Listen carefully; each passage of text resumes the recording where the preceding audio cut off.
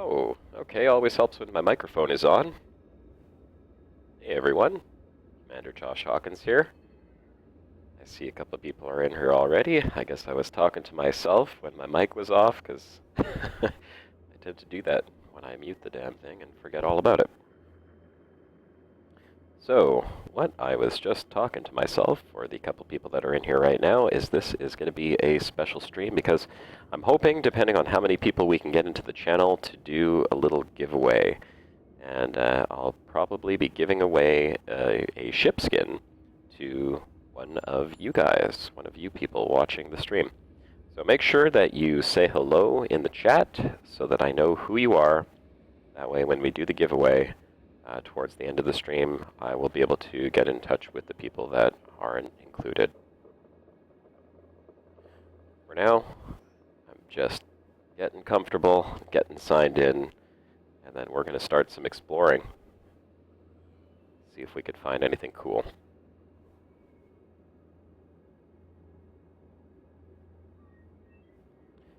If someone could give me a confirmation that the mic is in fact working, I just want to make sure that you guys can hear me.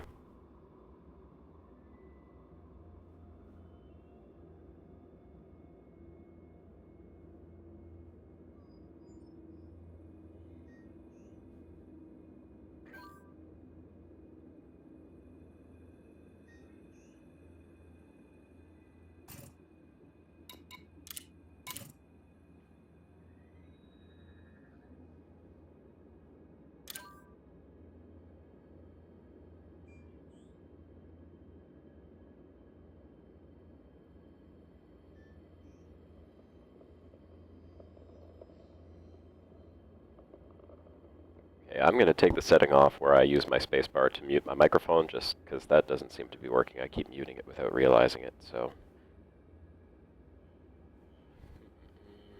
General hotkeys, there we go. Let's clear that out.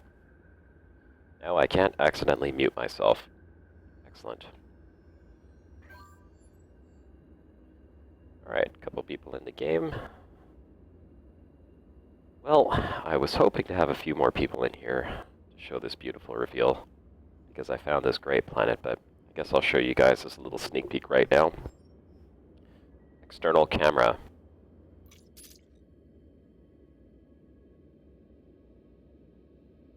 Beautiful little planet. Actually a little moon that I found to land on here. Pretty much a shepherd moon. It's orbiting very, very close to the its parent planet. A beautiful Class 1 gas planet. And the ring systems are just spectacular, floating in the sky like that.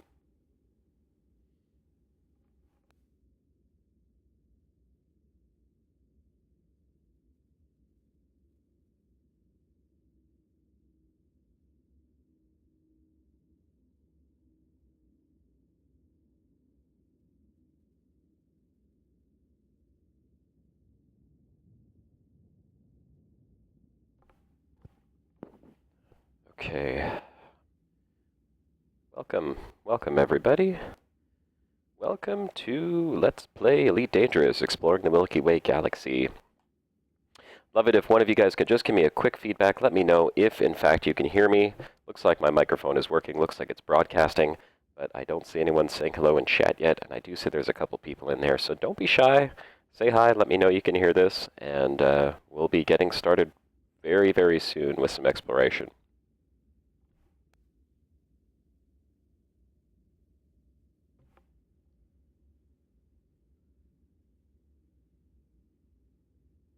Ah, okay, awesome. Hey, Paul, how's it going? Phonobrain, hello. We got a couple people coming in here. All right, so let me just quickly mention again, since people are starting to pop into the stream now, and I'll probably be repeating this several times throughout the course of the stream, but I will be giving away a ship skin. So if you are still watching the stream at a certain point, I'm not sure exactly what point that'll be. This is going to be going until 9 p.m. Eastern Time. I will do a random draw with one of the people that are in here. So long as you could provide me with your commander name, and I know who you are, I will make arrangements to have some ship skins sent to your account. So make sure that if you do jump into the stream, put your name in the chat so that I can see who you are, and when I do the draw later, I'll get your commander name so we can make that happen. In the meantime, got a very nice view over here.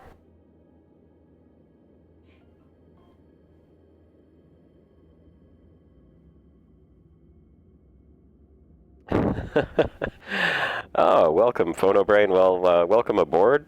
And I'm glad that you just watched some of the videos. That makes me very happy. And yeah, live stream. This is something I've been doing. I think now this is my third live stream. Every Sunday between 6 and 9 Eastern Time, I'll be broadcasting so long as life allows for that. I might change the schedule at some point in the future, but for now, this seems to be a very good time. Unfortunately, it doesn't work out for all the UK people,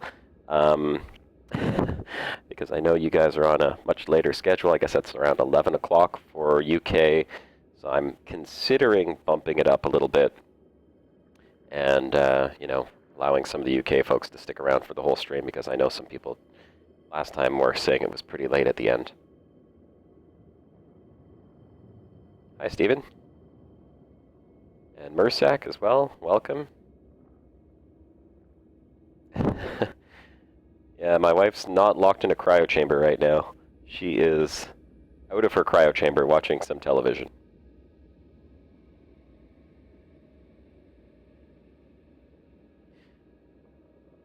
So you guys did get a notification then. That's good to know. I was curious if that actually went off or not. I do have a setting in here that's supposed to send off a notification when I start live streaming, but it doesn't send a notification to me, and I don't have any Ghost accounts to actually see how that works. Oh, here's the darn highlight thing. 12:16 in Germany? Well, as long as you don't care, that's good. You don't care, I don't care, we'll have a great time. I was also looking, I saw something in the live stream options.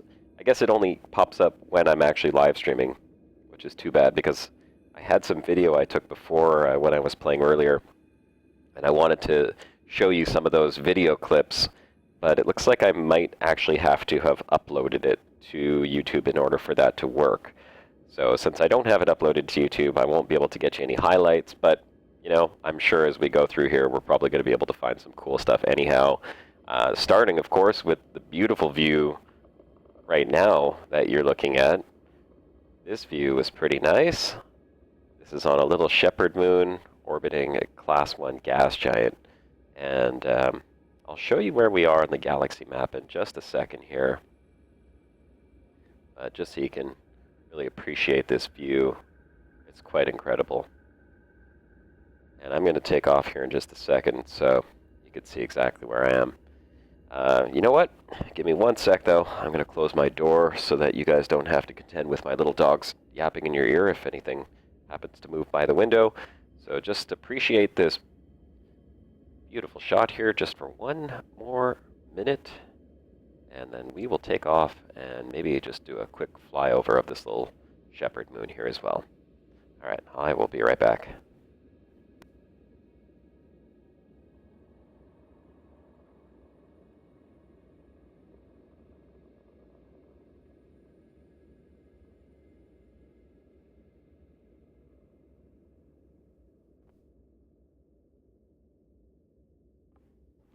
Okay, the dogs have been kicked out of the command chamber.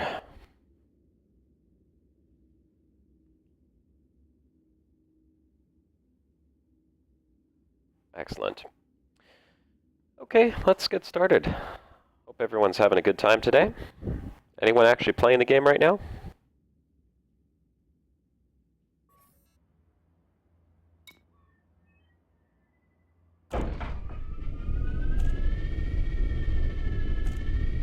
You know what? Before we take off, let me show you where exactly we are.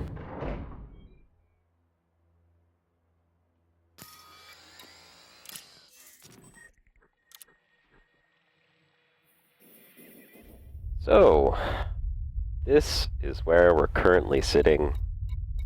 We could see a few people online over here, back closer towards the bubble. We are almost, and I say almost, but you know, that's relative, at the end of the galactic bar, which is probably around here. And how far away that actually is, well, let's just take a look at how far away that actually is. The end of the galactic bar. That's still almost 8,000 light years away. So I got some traveling before I hit the end of the galactic bar. I don't know if I'm actually going to go all the way to the end of the galactic bar. I think more so like if you look at the path for my course plotting here, kind of heading out in that direction, which if you look on the map, oh yeah, okay. Well, I guess I was aiming that way. Maybe when I plotted it wrong. I didn't actually want to go right to the end of the galactic bar. I wanted to start crossing over to the next arm, right over here, and then from this arm, cross over to that one, and then make my way all the way down that one till about here, because I'm pretty sure that Beagle Point is like here somewhere. Or maybe even here. It's hard to say. I have the system name, but I don't recall it off the top of my head. So we got quite some ways to go, and that's going to take a long time. If you guys are tuning into this stream, we'll actually be watching me travel from here all the way down to there over the next several months, because I'm not rushing to get anywhere. I really enjoy playing the game, and as an explorer, I really love exploring as many systems as possible. I'll show you where I am right now. If I just go out to the map view, get rid of some of these stars, you can see that there was a planetary nebula back over here, and that's the one I had literally just came from. I was trying to get to that in the last live stream. Unfortunately, I ran out of time, and I wasn't able to make it all the way to that nebula, but I think if you watch my last video, the one I just uploaded on Friday, well, Saturday morning at 5 o'clock in the morning, you will see plenty of images from that video. I got some really great footage in that one. Hey, Nash Talk. Good to see you here. And just getting caught up. So that was the nebula that I came from. I think we are heading this way. And we have some messages in the game, too.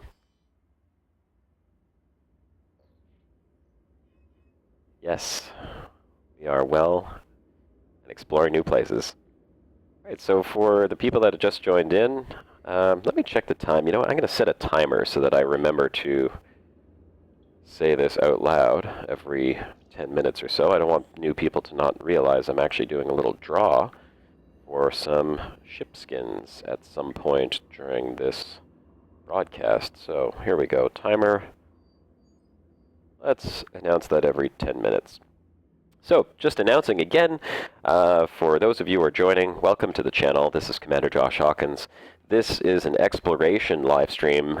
We are currently, gosh, I don't even know how far from the bubble we are exactly. I'm going to say 28,000 light years from the bubble, I think. I'm going to go take a look. Let's see, how far away are we from the bubble? Sol should be right here. Come on. Oh, I wish they would fix this. So hard to select things sometimes. There we go. Oh, almost 28,000. 27,904 light years away from home. And you can see a couple of people are making their way out here. Who's this? Let's see who's out here. Commander Fireworks. Alright, Commander Fireworks, you have made your ways quite a distance from the bubble. You're only 12,000 or 13,000 light years from me. Why don't you come meet up? We'll travel together. There you go. And look at this. This is Nash Talk, I believe. Nash Talk, when you see this, you could certainly confirm, but you are way out there. You are not far from me at all. 2,000 light years. Actually, you did get a little further away. I think when I last saw you, you were only 1,200 light years from me. So either I went the wrong way or you went the wrong way, but maybe we'll bump into each other one of these days. A lot of stars in between us, that's for sure.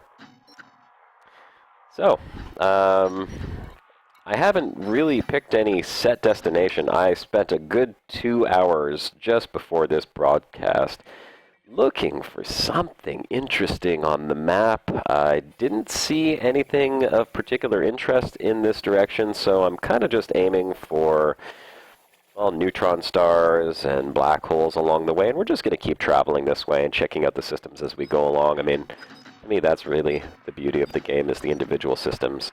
Oh, come on! Select! There you go. Stupid select button just doesn't work sometimes.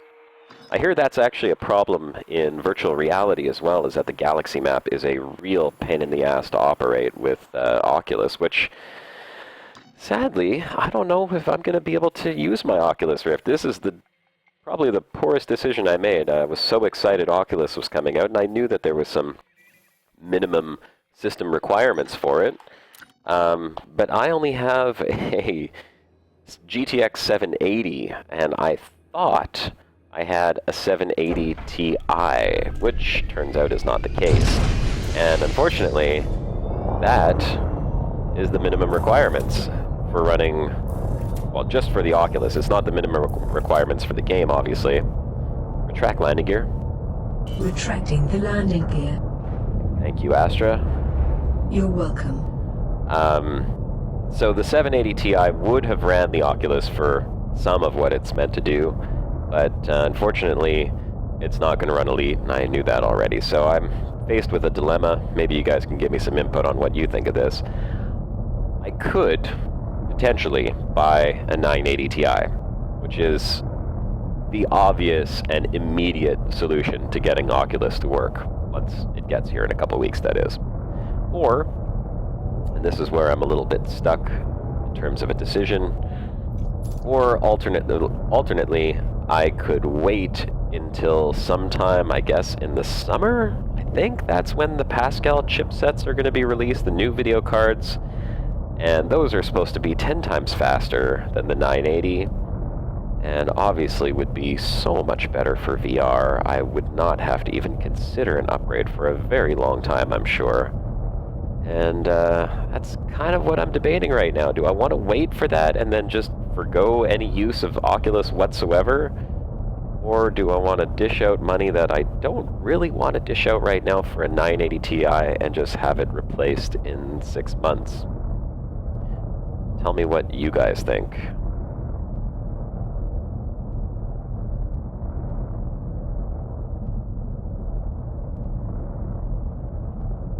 The 980 Ti will be cheaper as well, I'm sure, once the Pascal chipset comes out. So that's also another option, is I could probably just pick up a 980 Ti when the Pascal chipset is released. But I don't know. That would feel like I'm not actually getting the best of the best. It would be like, you know, hey, is that a rock or is that a crash nav beacon down there?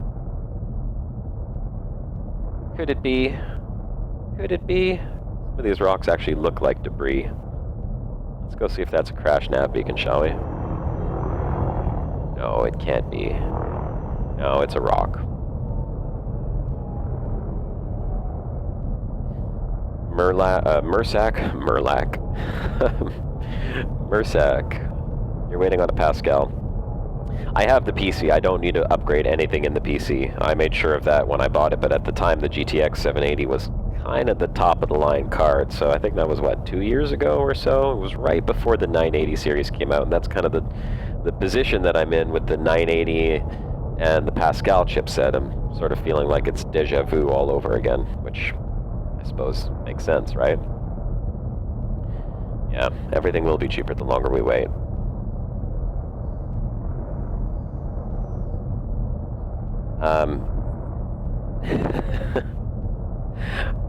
I just got a pay raise. They gave me $1 extra an hour. How's that for working for a company for 9 years?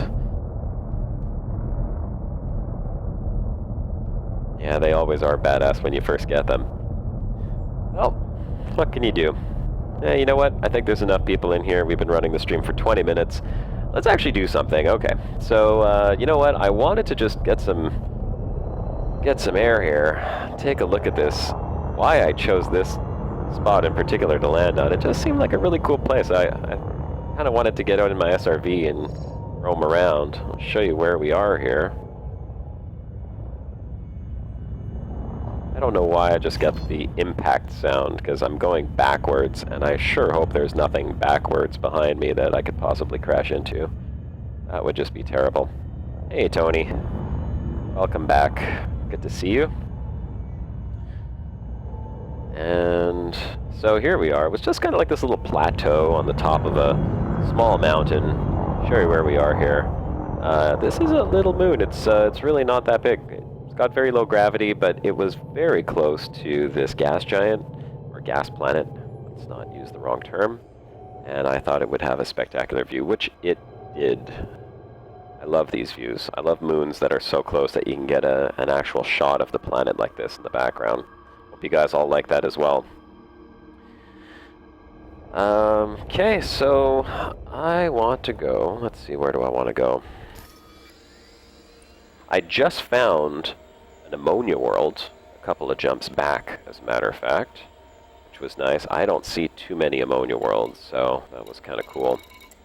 And I did set some jump points here, so let's get out of here. Let's go see what we can find. External camera.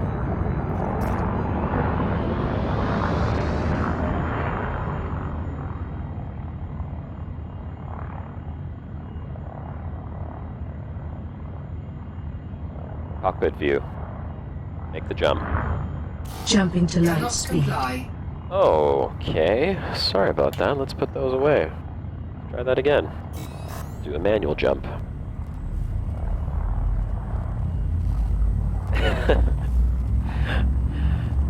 Why are you calling me a nerd? I'm no nerd. I don't know what you're talking about, man. I'm not a nerd. Nerds play video games and like talk about space and science and shit. Thanks, Tony.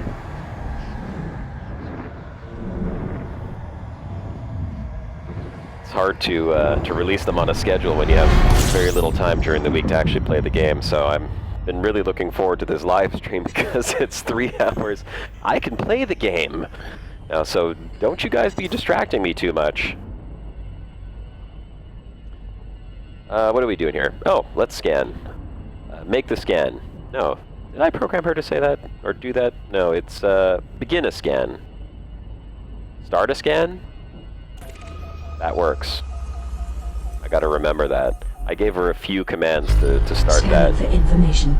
Oh, thank you, Astra. That was a little delayed, but we'll take that. Let's see what's in the system, shall we? And nothing at all. Even those are not very close to each other.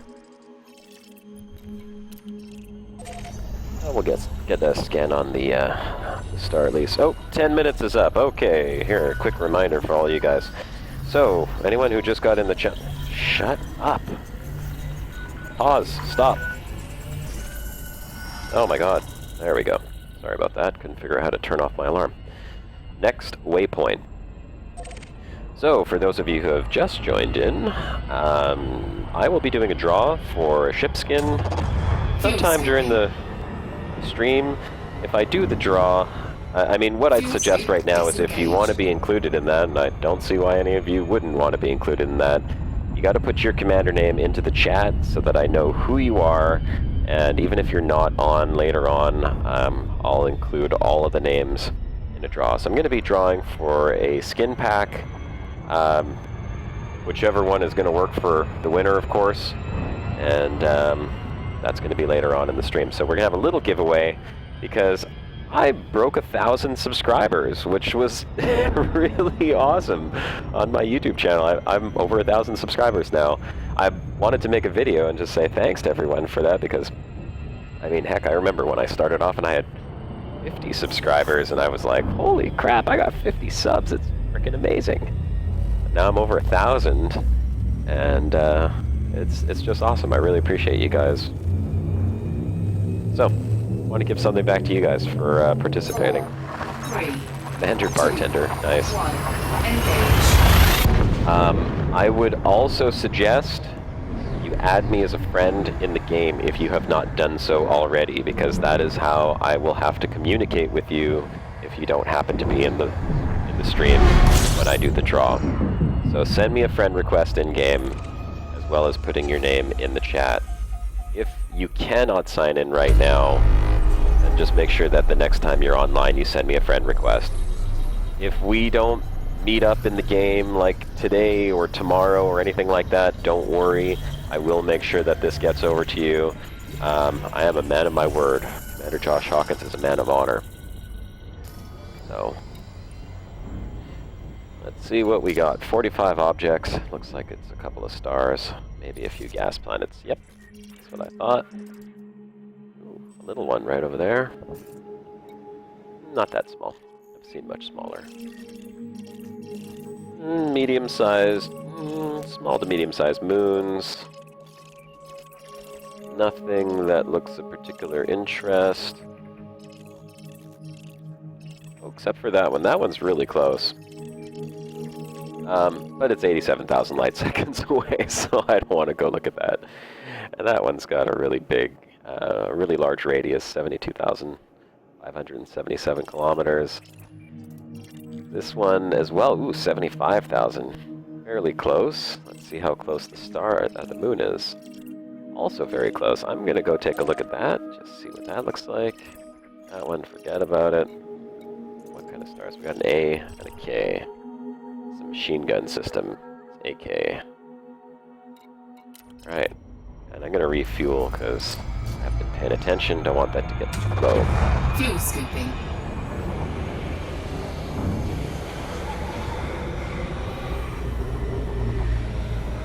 Some of you I already have on the friends list, so yeah, again, just put your commander name in here so I know who you are. I'll make sure to get out the skin to you as well. Fuel scooping complete. Fuel scooping Warning, complete. temperature critical. Oh, Astra, it's nowhere near critical. Fuel scoop disengaged. So just you guys, just you two, want to have a free skin?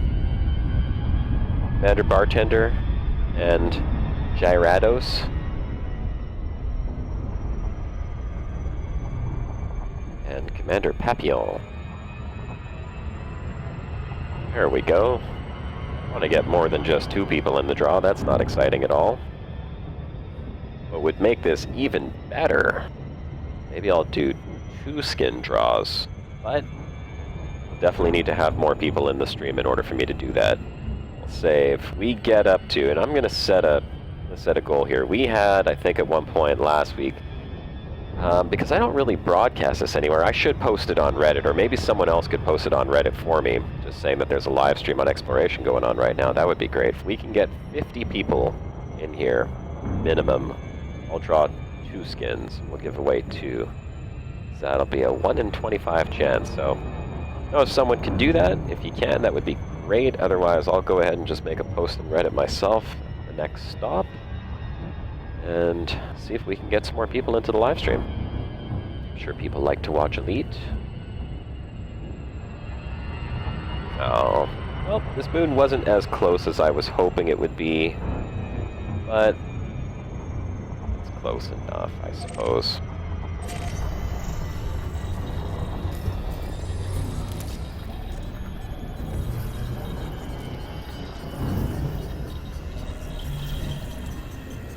Don't think that if more people come in here, you have less of a chance, because if we can actually get 50 people in here, you have 2 chances of your name being drawn. It's even better.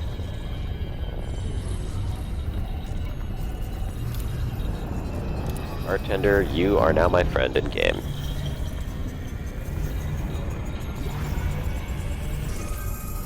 Alright, well that was a waste of a travel out to that little moon. Don't really care since it's not close enough for me to get some really nice shots. We're just going to move on.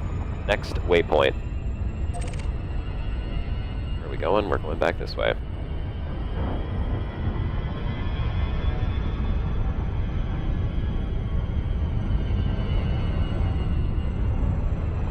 Begin jump sequence. Slowing to observation speed. Jump to light speed.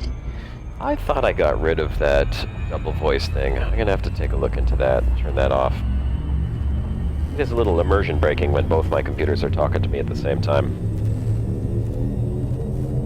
4, 3, 2, 1.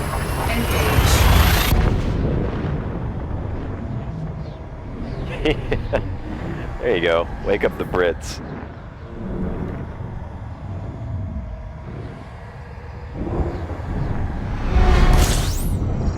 Full scan.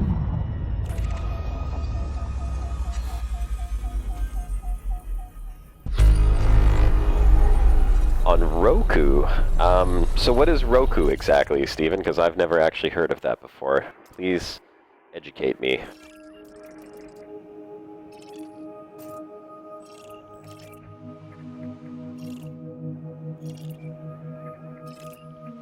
Another gas dwarf. Ridiculous. I went looking for a gas dwarf for my last video the other night. I'm like, man, I need to get a video of at least one gas dwarf because the one that I had wasn't anywhere near 2 Earth masses. And in 45 minutes of jumping around, every single jump, I couldn't find a gas dwarf. Anything like less than 10 Earth masses. And now in just like 2 jumps, I've seen 2 gas dwarfs. Isn't that the way it goes, though? Oh, we got a couple planets I'll scan here for some free money.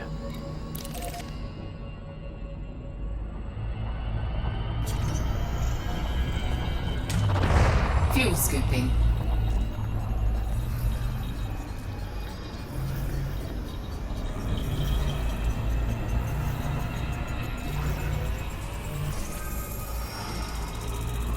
I think many of the people in here are explorers, but I have a few people on my friends list, and when I log in I see that they're back in the bubble, so I don't think everyone explores. But I think a lot of them are itching to watch these videos because you just want to go exploring. You just don't want to make that deep commitment to sending yourself off into deep space for months at a time. It's daunting, I will say that much. I mean, doing videos like this is one of the reasons why I stay interested in it. Oh, here, let's accept that. There you go. One of the reasons why I stay interested in it, because it is fun to broadcast for other people and to be able to bring, you know, images and video of the far side of the galaxy to people who are not exploring. And I'm jealous of you guys. I wish I watched one of your videos of you just killing other ships, killing bitches for hours and hours. That's kind of what I miss. I was thinking about doing a CQC live stream, actually, because I also am a very good combat pilot. External camera. So I might do a CQC live stream one of these weekends, but probably not in the next week or two. Maybe after a little bit. Maybe in a month, I'll start doing some CQC. Cockpit view. Next waypoint.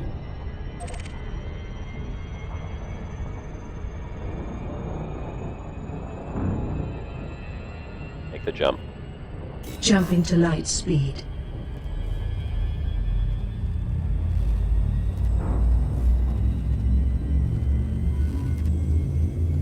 Alright, 10 minutes. You know what? I'm gonna send a Reddit message here in just 1 sec.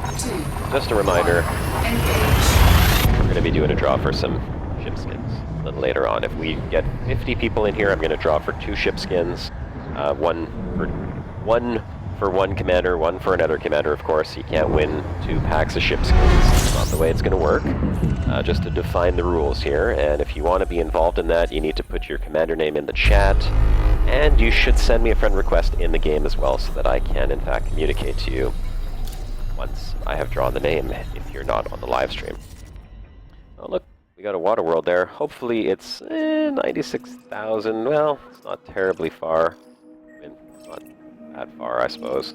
I could fly out there.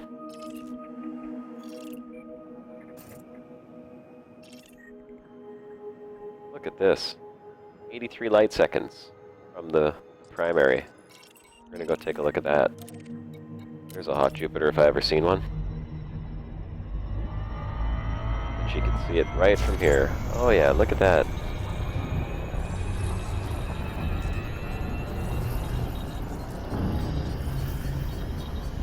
That's almost a puffy giant, because it's very close to its primary star. And I'm only at class 3, though. I mean, class 3s can orbit this close to a parent star. They don't normally. When they do, they don't have any moons, because they migrated from a further orbit out. So this planet doesn't have any moons, of course. And it's only a class 3, so it can't be that hot, but let's see if it's tidally locked, or if it's still rotating independent. And, oh yeah, you know what, that's very odd. Class 3 should be completely blue, so this planet is going to be a little bit hotter. I don't even know why it's classified as class 3. Start recording. Preparing now. Get a look at this planet. External camera.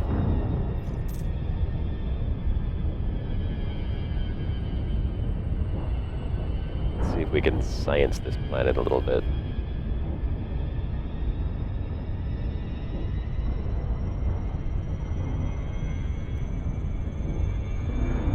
Cockpit view.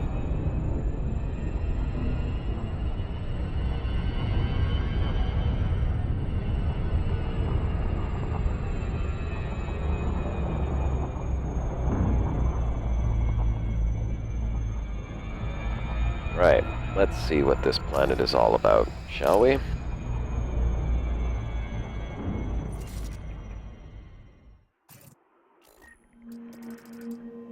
(726 Kelvin), 76,000 kilometer radius, so it is quite large.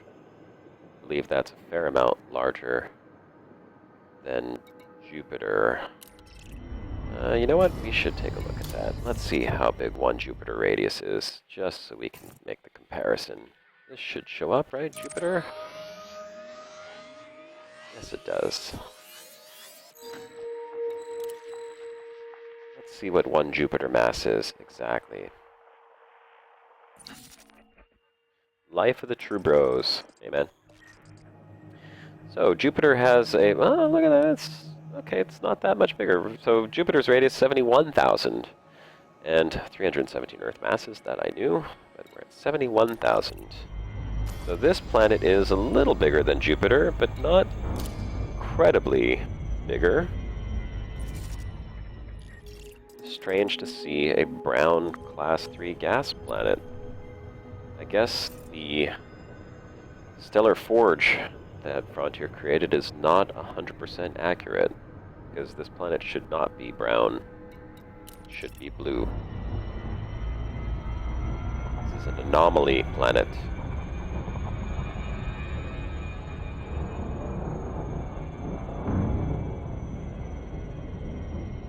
Half a day's travel from the core. Well, maybe if I was booting it there as quickly as I could. External camera. Not just saying cock, by the way. That was supposed to be cockpit, but I stopped myself. External camera. Cock. Well, that was supposed to be cock all by itself.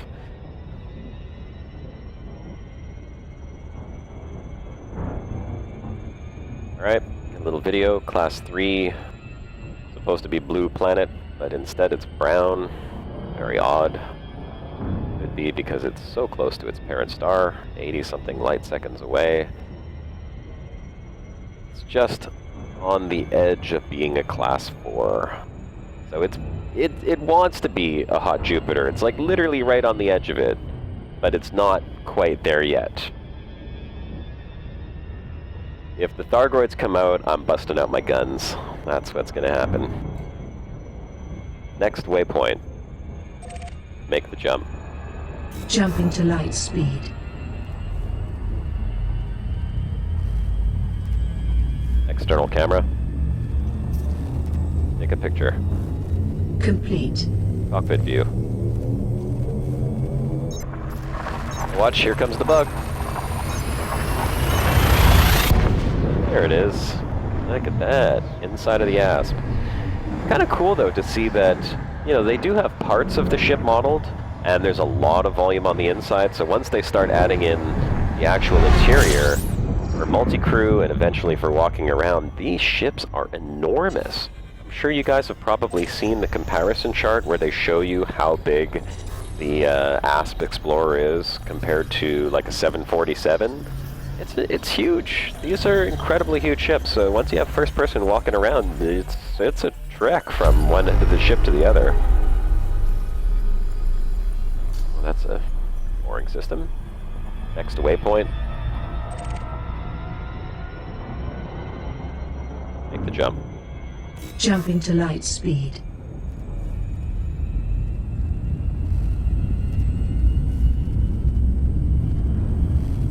You don't need that powerful of a computer to run Horizons. What video card are you using, DJ, if you don't mind me asking? 1. Engage.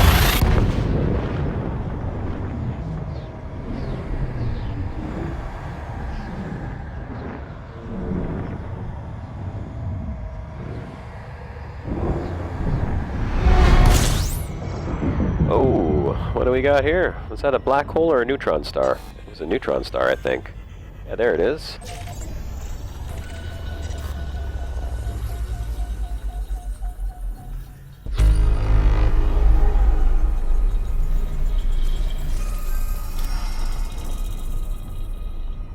Always fun to jump into a neutron star system. That's going to be a Class 4 or a Class 5 gas planet right there. Moon isn't close enough for anything fancy, but it's got a huge outer radius on the ring system. That'll be a cool looking planet. This is a Class 2 gas planet. Much smaller one too, 24. That one's 14. And then we got a big old rock right over here. But I want to go look at that Class 4. And neutron stars are scary, so I'm going to turn around and point the other direction. Because you definitely don't want to fly into one of those. Alienware laptop. Yeah, okay. I'm surprised that Elite even runs on a laptop. No, Alienware makes some great laptops, mind you, but still.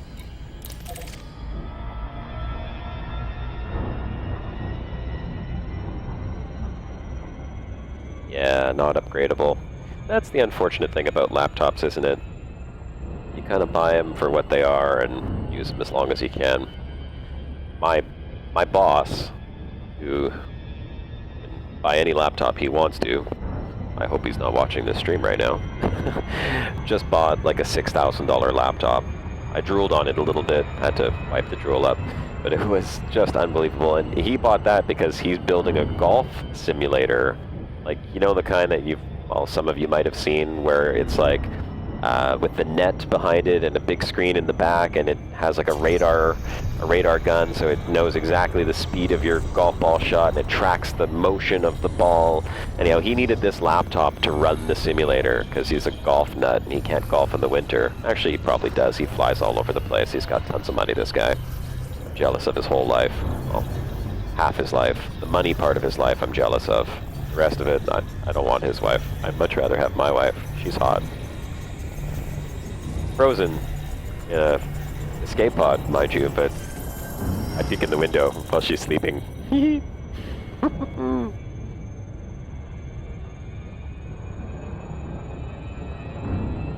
Alright, it was a Class 4, just as I suspected. I deduced that from the color of the planet. Class 4s are kind of cool. You don't see that many Class 4s. You don't see that many Class 5s. They're the ones that I don't see very much of. But let's see what a Class 4 looks like under neutron starlight, shall we? It's got a few moons. Relatively big planet. It's hot. This is a hot Jupiter here, even though it's several hundred light seconds out. Neutron stars give off a ton of radiation. And if you watch my last video, we do classify gas planets based on how hot they are, so their temperature, as well as their atmospheric properties. But Class 4 are always considered hot Jupiters. That's because they are, in fact, quite hot. They're not as hot as a Class 5, but they are getting up there. It's a very dense planet as well. Let's see. It glows a little red. And these planets are hot. Oh, look at that. It's got on a near invisible ring system. I don't know if you guys can see that, but I see the silhouette of it. Just here, I can see one of the ears. Hang on, I'm going to point my ship towards it so maybe get a better view. This is the type of ring system that you can very easily fly into without realizing it. In fact, I think I might even be over it right now. Can you guys make that out on the stream? Do you see the inside of the ring just here? It's very, very faint.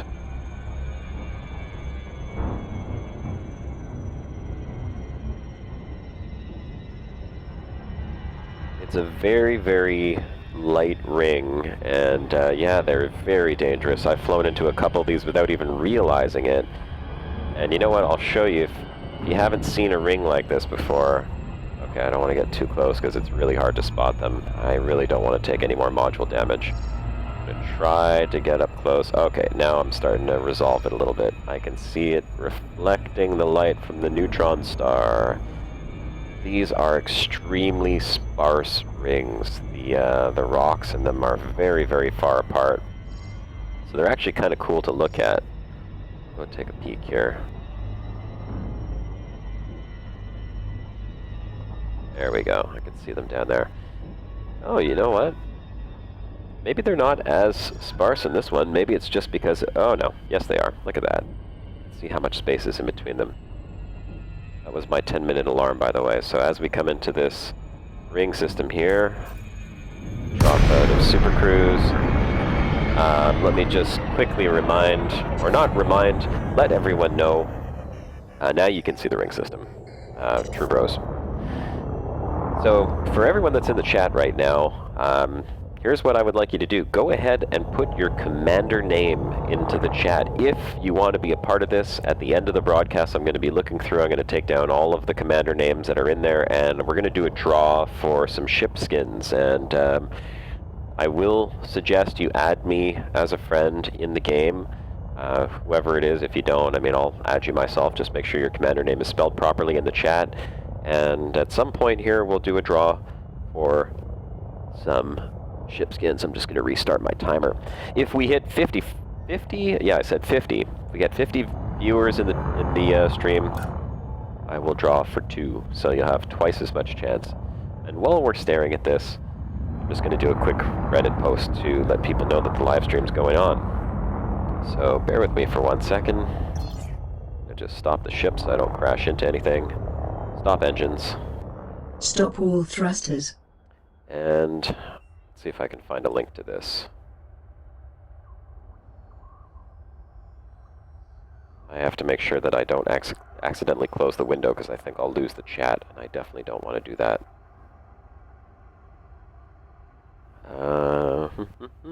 How do we do this? My channel. And where does I guess the live stream doesn't just show up here. How do you get to the live stream?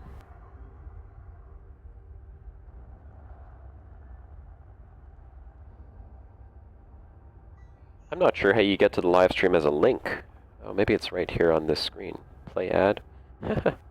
Hey, while I'm doing this, tell me if you see an ad pop up. I'm just curious if this play ad button actually does that.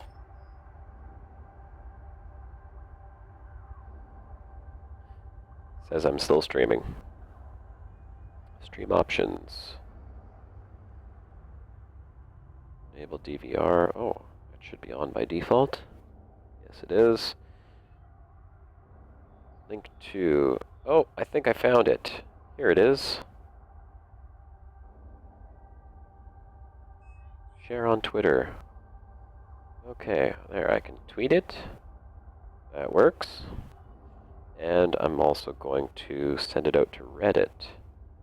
Share on Reddit.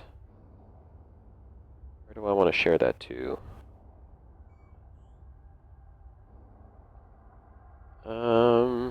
No.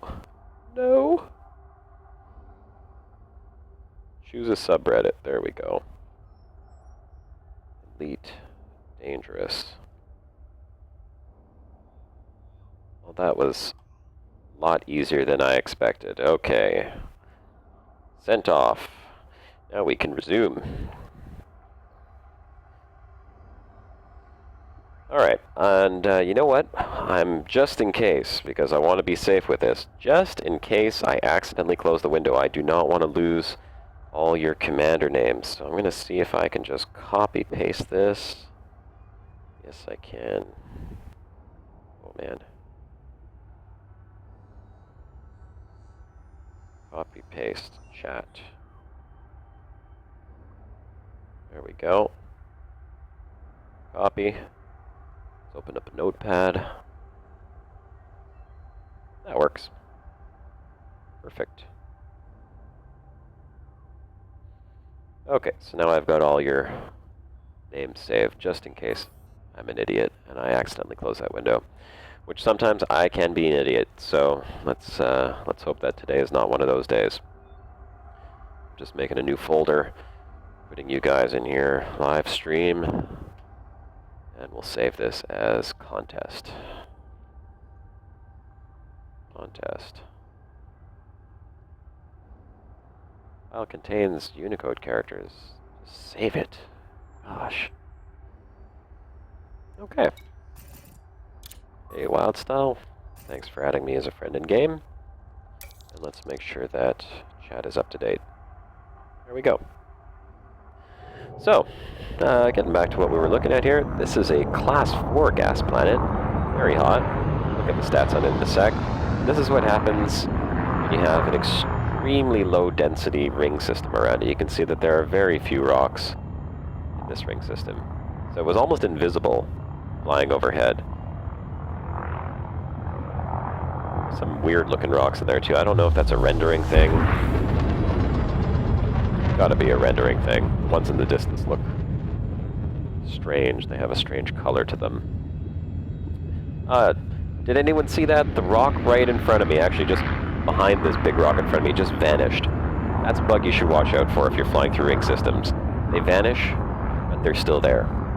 Now, I saw it, so I know it's in that direction. I'm not actually going to fly that direction, because that would just be stupid. But if you fly into one of those invisible rocks, you'll still damage your ship. That's a really bad thing to do when you're 28,000 light years out from Earth, the nearest repair station. So, let's not fly there anymore. Asteroid belts are dangerous, and in a live stream, I'm already a little distracted. Next waypoint. Oh, I don't have another waypoint. Okay, well, you know what? Let's pick another waypoint, shall we? Look at this beautiful gas planet in the meantime. External camera.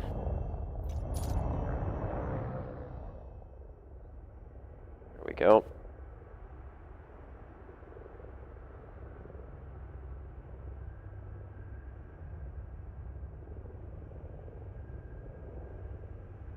Very nice planet, at least.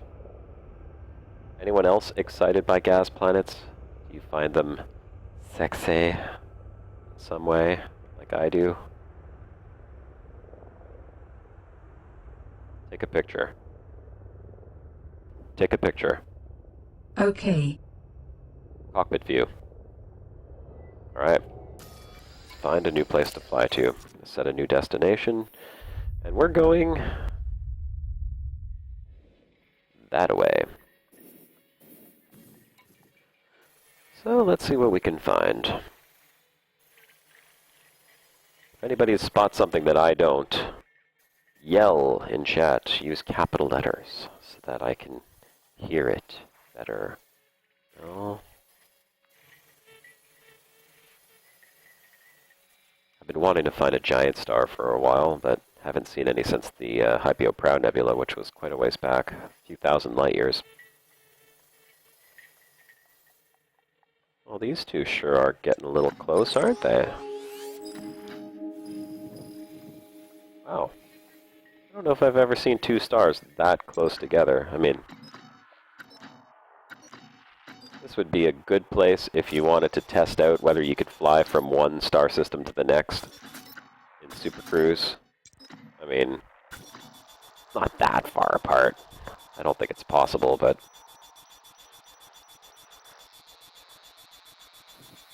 oh, come on, it doesn't take that long to plot a course. Confirmed. confirmed what? There we go. Alright. Make the jump. Jumping to light speed. External camera. Oops. Cockpit view.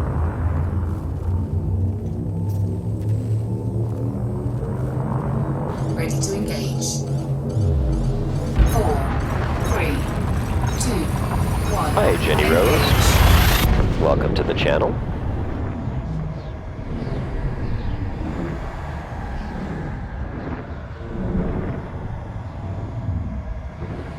Thanks for joining up. I forgot to start my my timer, so I don't know if we're still at 10 minutes or not, but let me just go ahead, since we're getting some new people in here. We're up to 24 now.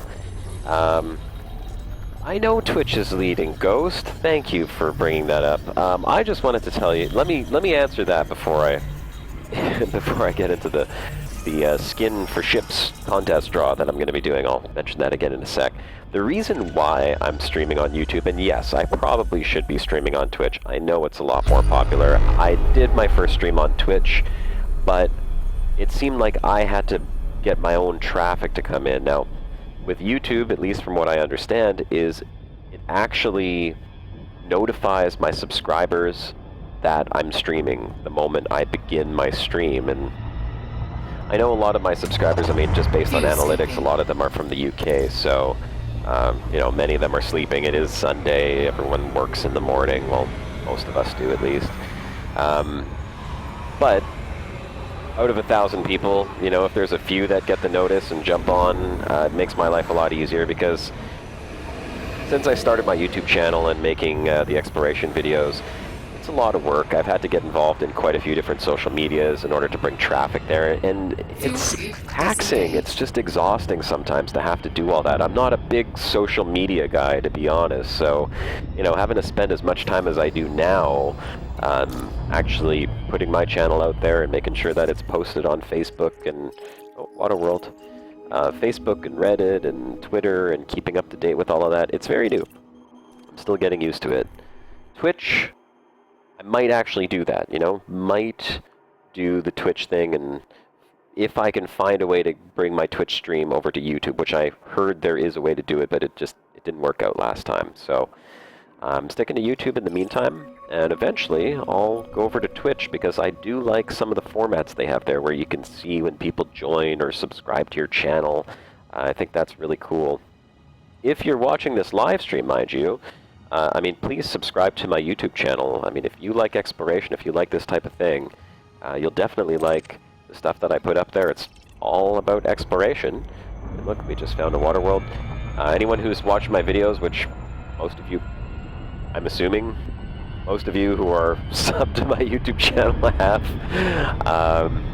it's a really cool story. Anyone who has not watched it, there's some fictional elements, obviously, in there, but it's all based in Elite, and I'm trying to keep it true to the fiction of the game, so, or the lore of the game, rather. So please check them out, and we'll be doing these broadcasts every Sunday. I'm broadcasting for 3 hours, and I'll make a post in Reddit and Twitter as I have been. Now back to my skin draw. If you're in this stream right now and you want to participate, I do need you to put your commander name in the chat, please, and then I would suggest that you also add me as a friend in the game so that I can communicate to you if you happen to not be on when I do the draw. But I'll be drawing for some ship skins, and if we hit 50 people watching the channel, I'll draw for 2 sets. And I think Nashtalk, you were saying before, why not both? Is that what you said? Could have been. Saw it back in the chat a little bit. Because you can't win both, Nashtalk. That's why. So here we got a water world. Let's see if it is a terraforming candidate or not.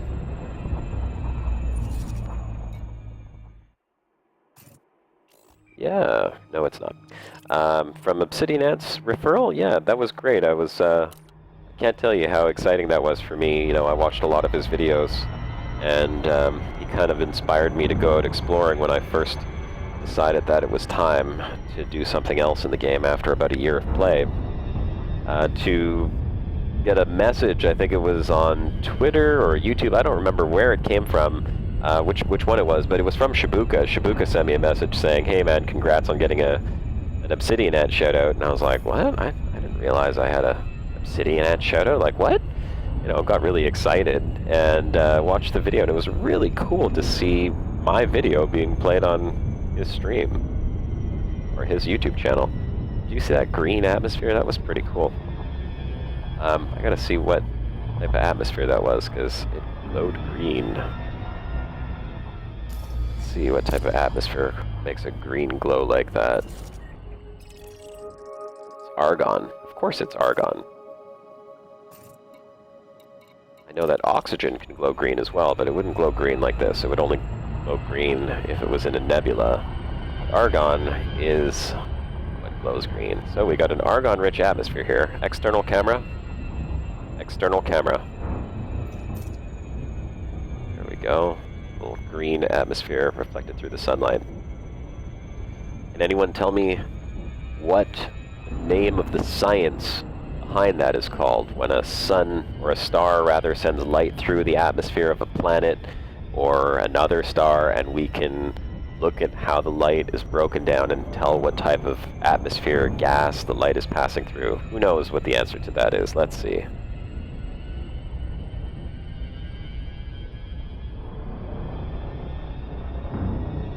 I'm sure someone in here knows that.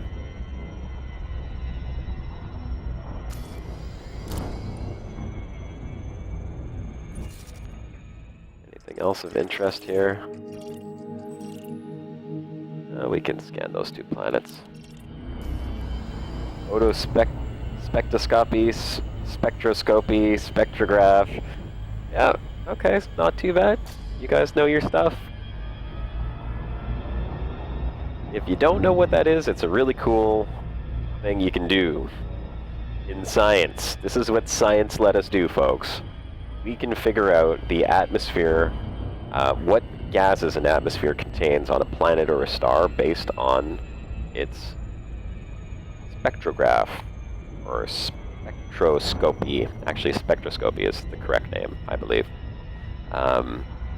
It's spectrum, so using a prism they can break the light down and they can actually see what bands the light is passing through and what color bands are highlighted, and based on that we know what type of gas is in the atmosphere of a planet or a star that lies very, very far away. Next waypoint. Accept these friend requests. I got you both. Make the jump. Jump into light speed.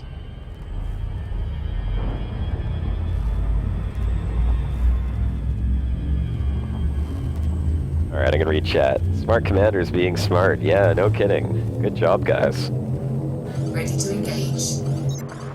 3, 2, 1, engage. With a CD or DVD, that's kind of cool. Nash Talk, do you care to elaborate on how exactly you would do that?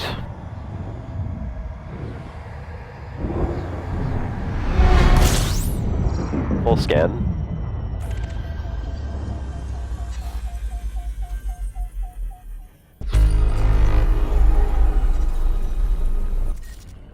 How they plotted their course to Beagle Point. Well, it's not that hard to plot a course to Beagle Point, especially when someone's already been there and mapped out how they went. I'm sure that Aramis, when he did his original trip, he kept track of the systems he was jumping through, because from what I understand, there's actually only a couple of places where you need jumponium to make the jump more than 35 light years.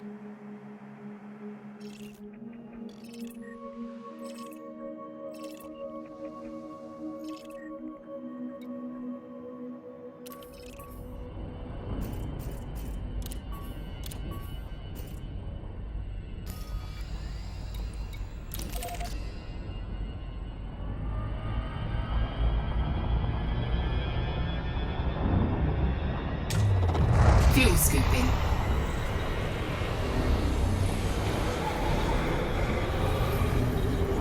I really want to know how Nash Talk Fuel scooping is complete. going to help us create a spectroscope disengaged. using a CD or DVD. I'm very curious. about 45 degrees to the light source and just break the light to different wavelengths. Well, that's very interesting. I thought that maybe the silicone coating the bottom of the CD might interfere with that a little bit since it's not the best quality, but I mean, I know that it's relatively clear, and CDs, DVDs work on micro grooves in the surface of the layer below the silicon, so I suppose that would work, but I have a feeling that maybe the micro grooves might affect the way the light spectrum is broken up. Could be mistaken, but like you said, it would only be a rudimentary one, so to a certain extent it would work, and then maybe not be 100% accurate, but maybe give us a basic idea.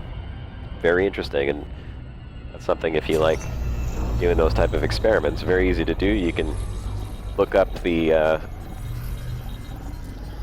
characteristics of our own sun in terms of what gases are come out on the light spectrum, and you can try with a little CD and see if you actually can match that up. That's what's fun about science. If it works and it's repeatable, we call that science. Real things. If you could repeat the experiment and achieve the same results every single time, it is science. Not science is this stellar forge sometimes. Unfortunately, it breaks science once in a while. But they did a really good job with it nonetheless. I gotta say, Frontier Dev created Stellar Forge with a lot of detail. It's very accurate for the most part. Next waypoint. Hi, Cybernetics Gaming. Welcome to the channel. There we go. Which way was the center of the galaxy now? Oh, there it is. Just gonna get a screenshot here. Begin jump sequence. Slowing to observation speed. Jump into light A speed. blank DVD. That's probably the key right there. DJ, I think you're onto something. I didn't think about that. That's probably what you would need, because the little grooves, I'm sure they would mess up the light somehow. 4, 3, 2, 1, engage. Makes sense to use a blank one, though.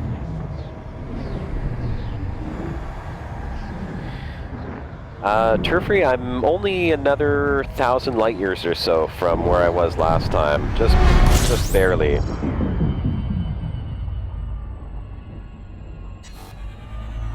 Full scan.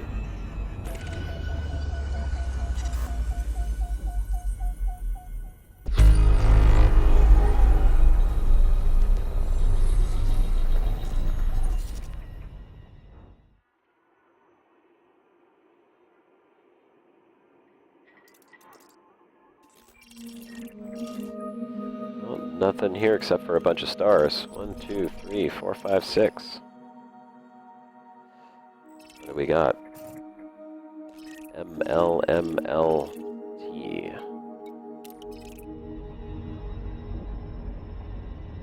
Next waypoint.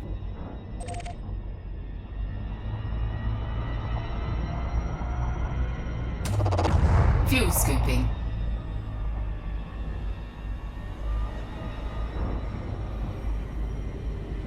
Shameless promotion or just about to get kicked out. Fuel Where did scooping it go? complete. Cybernetics, if you want people to subscribe to your channel, I suggest you make awesome videos and get them to subscribe to your channel by promoting yourself, not in the chat for other people's live streams. It's not the best place to do that. Fuel scoop disengaged. If you want to participate in the live stream and chat with us here about other things, please go right ahead and do that.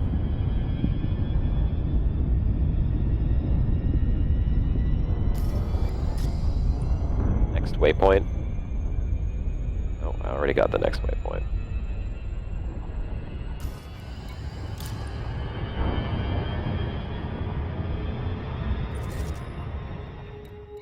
Make the jump. Jump into light speed.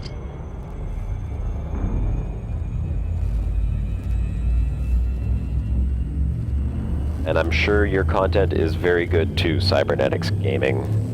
Just you have to realize that, 4, don't just jump into a chat channel and start saying, 1. it's up to my channel, it's up to my channel. It's a little disrespectful, you know? If we're talking about your channel, I'd be more than happy to plug it in there, you know? I'm a nice guy. I'll share with all 22 people watching the channel right now.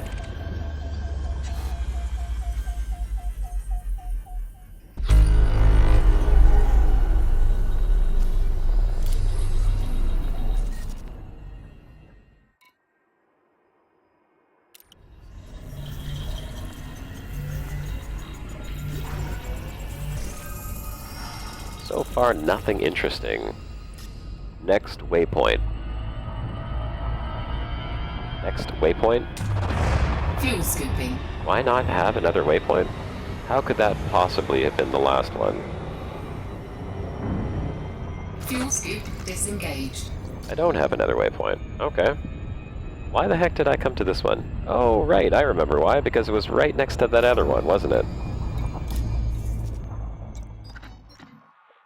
Let's see. Where are we? Oh, here it is. So the other one is that one? Oh man. This is the stupid galaxy map again. Let me click on the star. That's frustrating.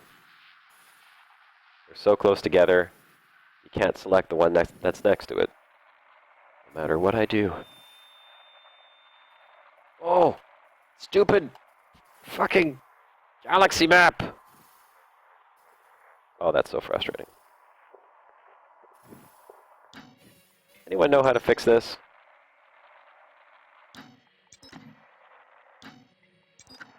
Oh, that burns me. Oh, let's do this then. You can probably look here and just see the closest one. I just want to see what it looks like. There it is. Oh, wow, it's not even a light year. It's 2,172,375 light seconds. How's that for cool? Right over there. Technically, you could fly that in Super Cruise. I don't want to test that, really. What's that, David? You want me to select what from my navigation list in context panel? Oh, yeah. Okay, right. The star system. That's exactly what I was doing. Well, we know it's close. I've never actually seen that before. It almost looks like it would be close enough to fly to. If I really wanted to waste a whole lot of time on a live stream and just do like a chat and not actually have any content, I could fly towards this for a few hours and almost feel like I should be able to reach it. But I don't want to test that right now. Does anybody want to test that? Does anyone actually want to see what happens if we fly towards this for like an hour and a half?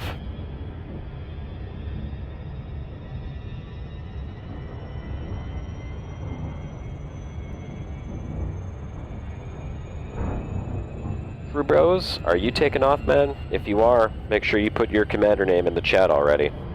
I'll just quickly mention this again. I see we've got a few new people. Yeah, I don't think I'm going to do that, Phonobrain. I'm just wondering if people actually want to see something like that, because it would just be a really boring stream. We could sit here and chat all day. So, quickly, another quick mention. I'll just plug this. We're doing a little draw. Anyone who's in the chat right now, please put your commander name in. If you haven't already, put your commander name into the chat. And we're going to draw for some ship skins a little later on. Even if you're not in the chat channel, you'll still be eligible for it so long as your commander name is in the chat. And I would suggest you add me in game as well, Commander Josh Hawkins, just like my YouTube name, except for in Elite. Once you've got that done, and we do the draw later, you have a chance of getting some ship skins. If we get 50 people in here, we're halfway there right now, then we'll draw for 2. Alright, Sebastian Cole, I know you're Sebastian Cole. I'm pretty sure I already have you on here. Yes, I do, Sebastian. Okay, so we're not going to fly 2 million light seconds, although it would be kind of cool, and if I was sticking around this area, I would definitely test it out, just walk away from my computer, but if you're saying that's closer than Hutton Orbital, I would assume you could reach it, but we're not going to try. Next waypoint. Well, that is our next waypoint. Let's just jump there. See what that system has. It's too bad that it wouldn't load. I know Star Citizen is going to have that, where you can actually fly open space. It's kind of like EVE Online. You could do that as well to a certain degree. You could fly in open space, mark waypoints off. Star Citizen should be very interesting for that. I'm sure when the game eventually releases in 20 years from now, I'll pick it up and check that out. Anyone else here picking up Star Citizen when it releases? Full scan.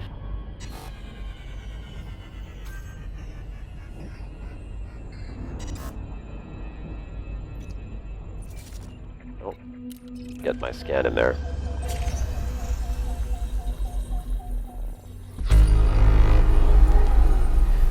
Yeah, optimization for the galaxy map would be extremely awesome. So much more awesome than it is right now. Right now, it's not awesome. It is the opposite of awesome. It's frustrating and annoying. And sometimes I just want to break my keyboard. Fuel scooping. Fuel scooping complete.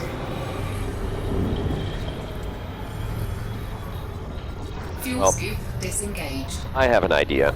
Let's see if we can find some Earth-likes. Instead of doing this random jumping to distant waypoints, we're going to do some targeted jumping, and we're going to see if we can find Earth-likes or ammonia worlds.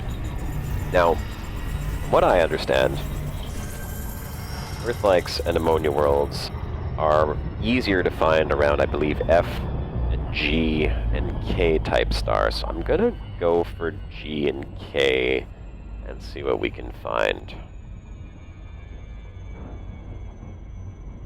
Let's plot a course with some G and K.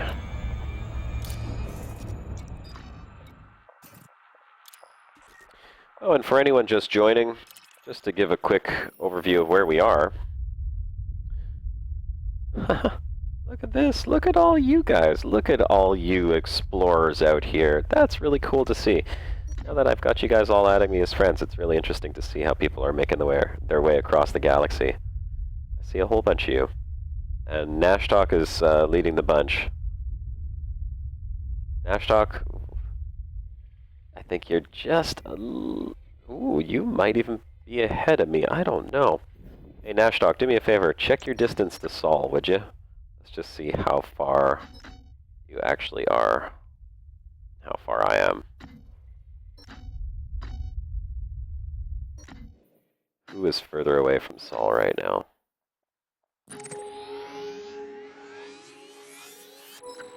Sol. I am 28,153.72 light years away. Let's see if Nashtalk is actually further away from Sol than me. It's kind of hard to tell. I think he might be, or either that, or we're like identical distance there, which is crazy. Considering that that was not at all planned, and we're not flying together. 28,102. So I'm ahead of you by what, 50 light years? Is that what I was at? 28,150 something, I think, right? I gotta check that again. Sucks being old. I can't remember a damn thing. Check that a second time. 28,153. Holy crap. We are literally nose to nose on this. Alright, well, kind of cool. That's where we are, folks. Almost 30,000 light years away from Sol. And we are moving in this sort of direction right here. We're going to cross over to this arm. I'm actually moving away from the core right now, so let's point ourselves in this direction. Let's find some G and K class stars and start going there. Find some Earth-likes, shall we? I'm going to set a course right about there. I'm going to do it on... stupid thing. I'm going to do it on economical. Go. Let's see. Yeah, that takes us across a few, except for there. There's a big gap of non-F and G stars. Okay, let's try this one. Ooh, Okay, you know what? I never usually plot economical, and I think this is why. It's just not very good. Okay, you know what? We'll just do manual plotting. Get rid of that economical bullshit. We'll just jump one at a time. That works too. Make the jump. Jumping to light speed. 4 ammonia worlds last night. That's pretty awesome. I found one in like the past month. Well, maybe 2 in the past month, but they're really rare. I think that they're rarer than Earth likes, to be perfectly honest. I don't come across them hardly ever. Engage.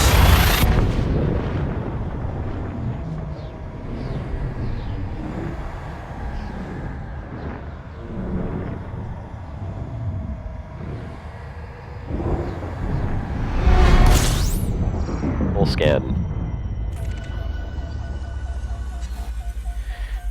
There's a lot of Nebula back near Sol that I want to check out, and eventually when I do make my way back towards home, which is going to be quite some time from now, I think I've estimated it's probably going to be in around December. It's almost a full year it's going to take me to get to, well, to take the route that I'm taking and then make it back.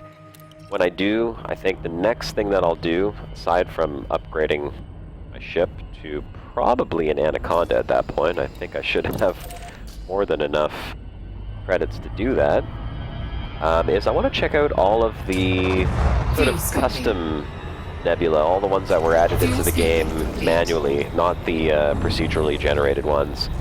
There's quite a few around Sol. I'm sure I could make a multi-month trip out of that and get some incredible footage of some of those Nebula, as well as some of the planetary Nebula that were added in there. There's some really nice ones that are modeled after actual physics, and I'm kind of excited because where we are right now,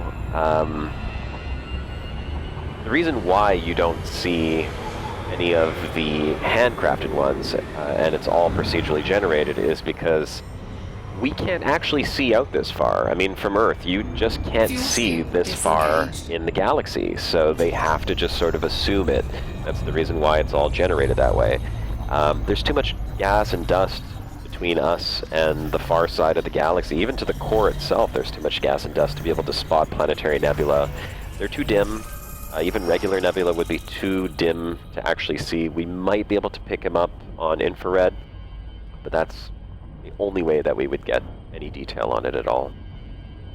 Or radio. Some radio waves. We might be able to get a little detail from it as well, but less detailed. Next waypoint. Oh, no, I don't have waypoints. We're doing this manual. No Earth likes. Let's move along. We're doing some random jumping, so hope you don't mind. Make the jump. Jumping to light speed.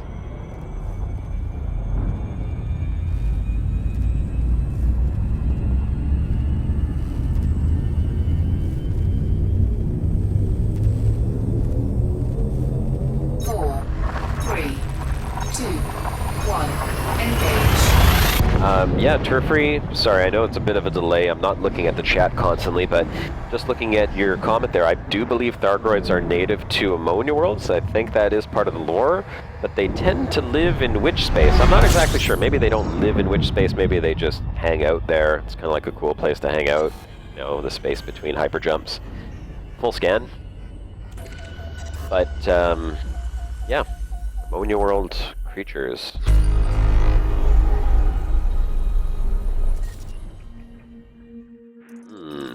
No Earth likes, no water worlds.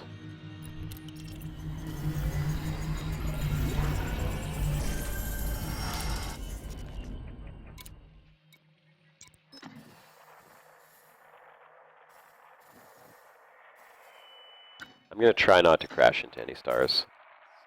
Not high on my list of things I want to do today.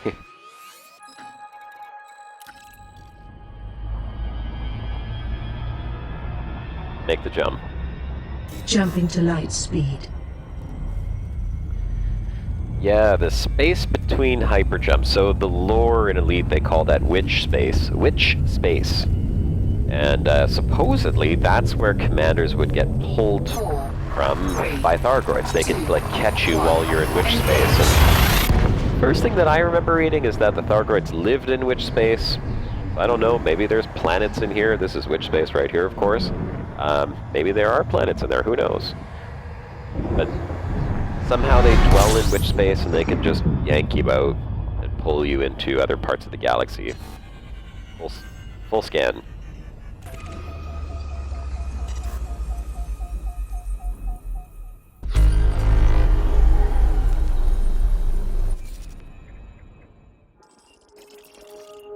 Oh, we have more gas planets. Too far away to scan right off the bat.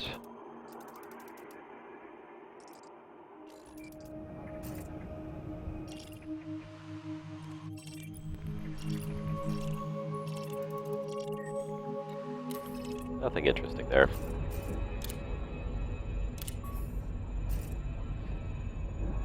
Right. Let's go to the next system.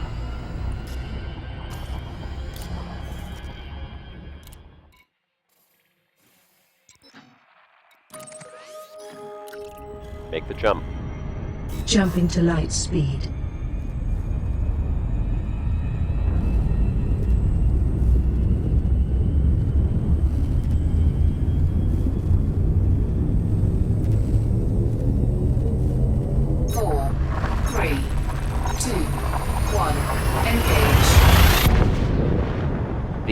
There's some interesting lore around the barnacles and the Thargoids. If you know the history of the Thargoids, I believe, and I may be mistaken, so if I'm just talking shit, anyone please go ahead and correct me. But from what I understand is that when we first met the Thargoids, we attacked them, and some type of biological weapon was used that almost wiped out the Thargoids entirely, or at least they found out about it, and it was going to almost wipe them out, and somehow they put a stop to it. And so, if you read Galnet and you see what's going on right now, where they're talking about a weird virus that had affected someone, these people in the escape pods that they had recovered, were infected with some type of virus. There's speculation that that might be the Thargoids testing a virus to wipe out humanity, kind of using our own tactics against us. So if that's the case, this is all kind of a precursor to the introduction of the Thargoids. And if anybody's seen like the release titles of the other expansions part of Season 2, the last one has the question marks, the mystery one. I want to say, and I'm hoping that this is the case, but I hope it's an introduction of Thargoids, at least in some preliminary way. Maybe you'll only see them out in space, or maybe they're discovered, something like you'd have to travel really far, and we know that they're on their way. So David Braben and executive producer Michael Brooks were mentioning something. There was a live stream where they actually said, for the time being, explorers don't need weapons, but that may change in the future, that as explorers you might not want to go off exploring without some guns on your ship. So, if that is in fact the case, that will make exploration very different. You might want to bring people exploring with you. Of course, I hope that part of that, at least with the Engineers expansion, is also going to give us the ability to jump further on a hyperspace jump, because that would make group exploration just all the more fun. You could travel to further distances much quicker.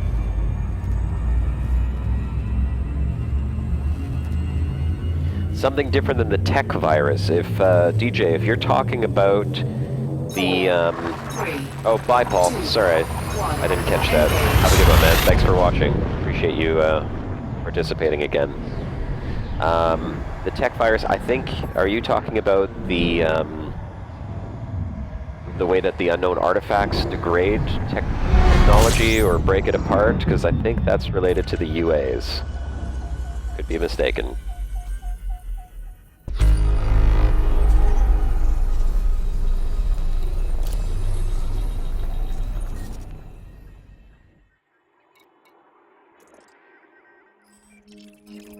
This system just looks very similar to the last one that we looked at, interestingly enough. It literally had a big brown gas giant and a white gas giant. And I don't know if it was an ice ball or if it was a rock, but there was an anchor on the end of the system. I remember that as well. nothing at all interesting here, though.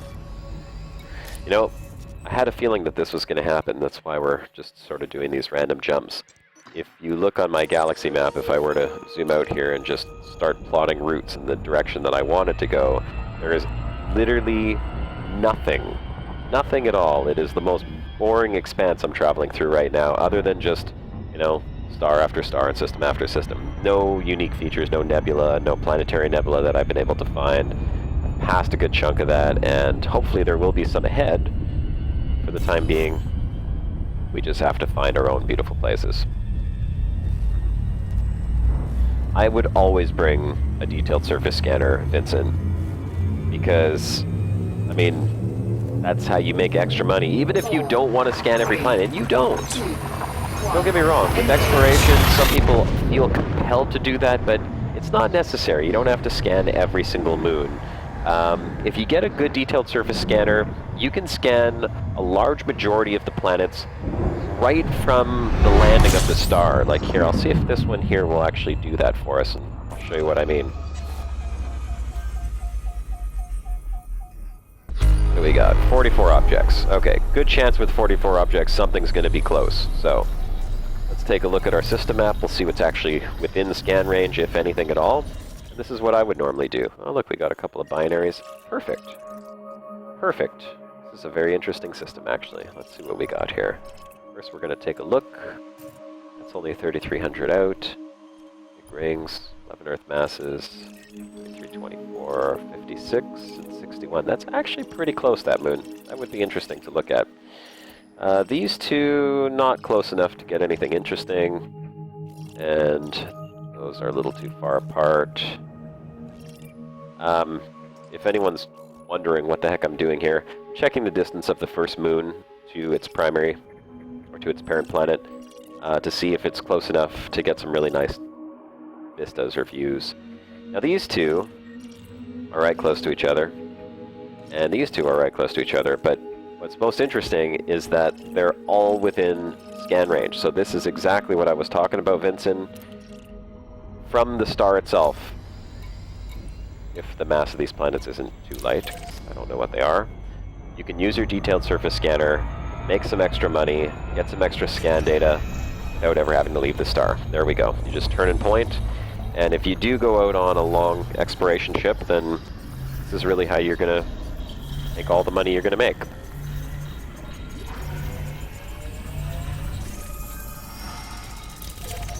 Get both those without having to move. The other two I should be able to get as well.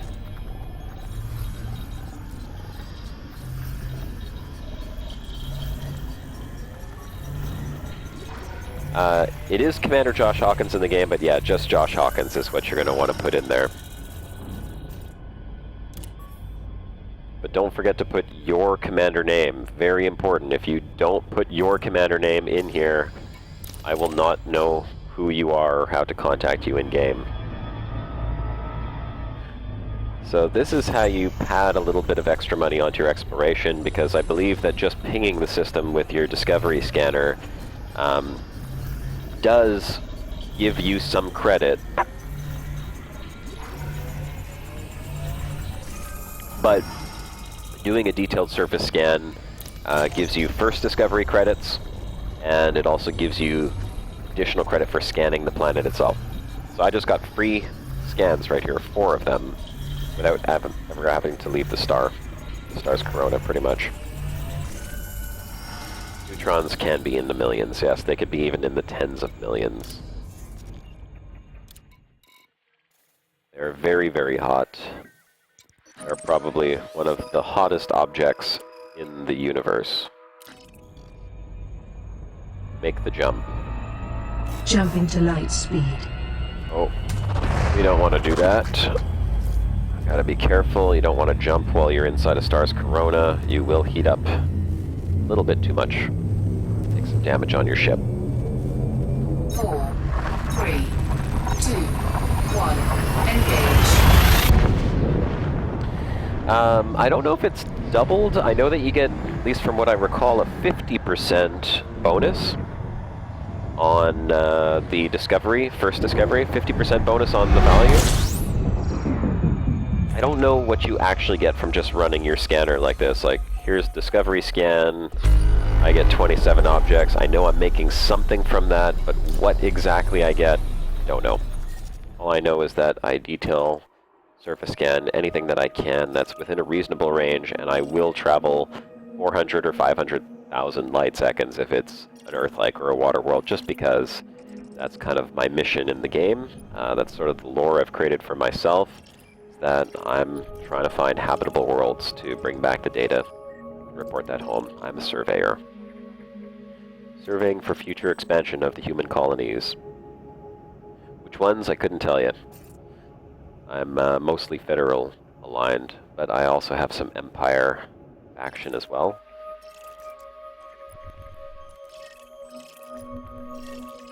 Okay, well that's good. Nothing interesting there, unfortunately.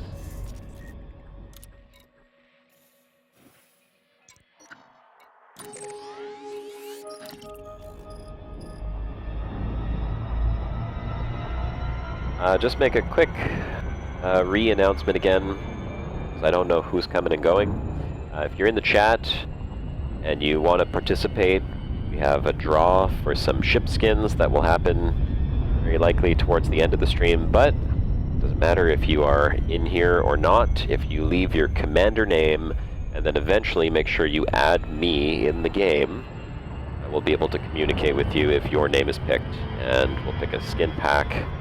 You'll get a free skin pack for Elite Dangerous. So, make sure you put your name in the chat if you want to participate in that. And please only put it once, it'll just make my life much more complicated if I have to filter out multiple names. So if you've already put it in, don't worry, it's already in there. And if you haven't, then go ahead and do that right now. Make the jump. Jumping to light speed.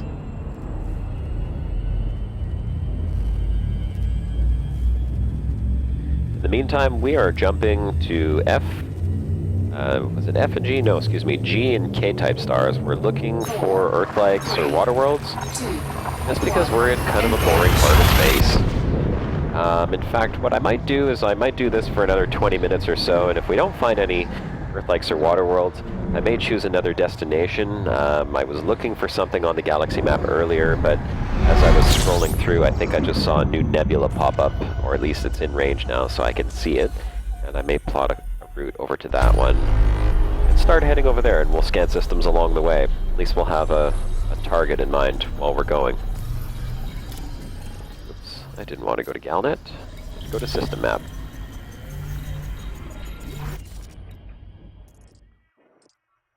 Oh, look at this, we got a whole bunch of binaries here. Hopefully one of them's close. That one is not close. That one is closer, 2 light seconds away. This one is a gas dwarf orbiting a Class 1 gas planet right over here. They are not close to each other either. We have some lava worlds. Easy to scan, always nice to look at. This one here is definitely not worth landing on. But 3 lava worlds. We'll scan those just for a little bit of scan data and some extra cash.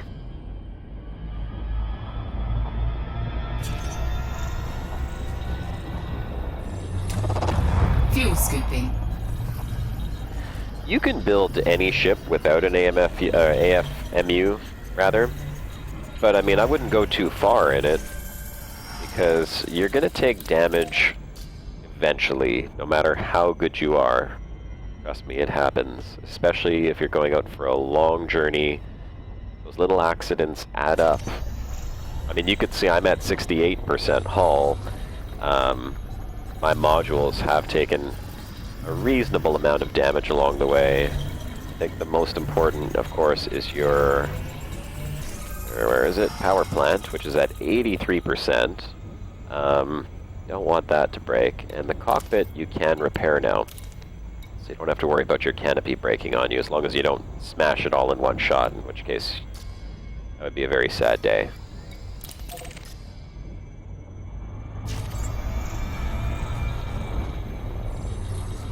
Otherwise, next time... Complete. Okay, fuel scooping is complete. Next time I go out exploring, I mean, when I eventually get back, upgrade my ship, and next year go out for another trip, I'm definitely bringing 2 automated field maintenance units because you can't repair your automated field maintenance unit Fuel scoop unless you have another one, of course.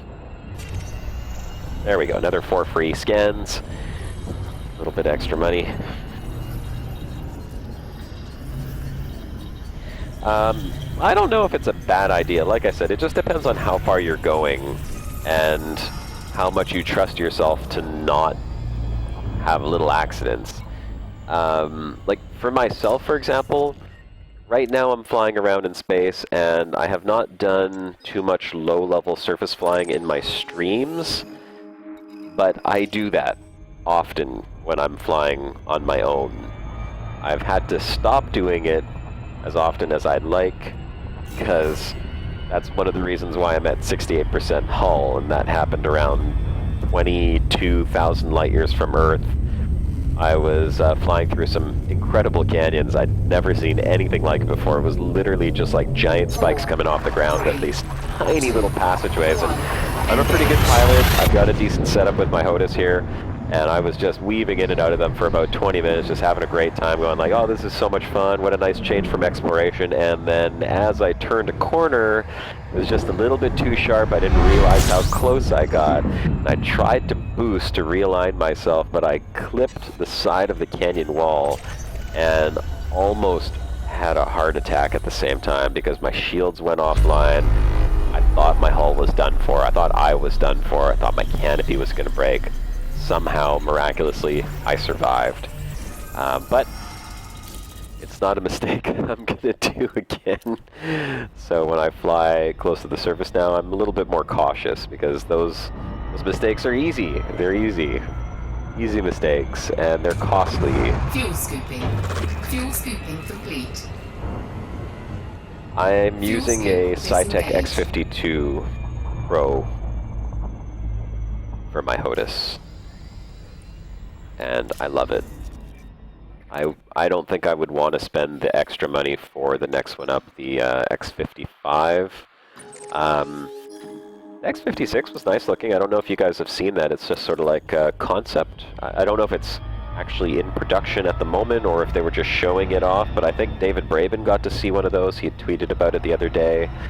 And it's also very nice looking. It has the sort of stock frame for the flight stick.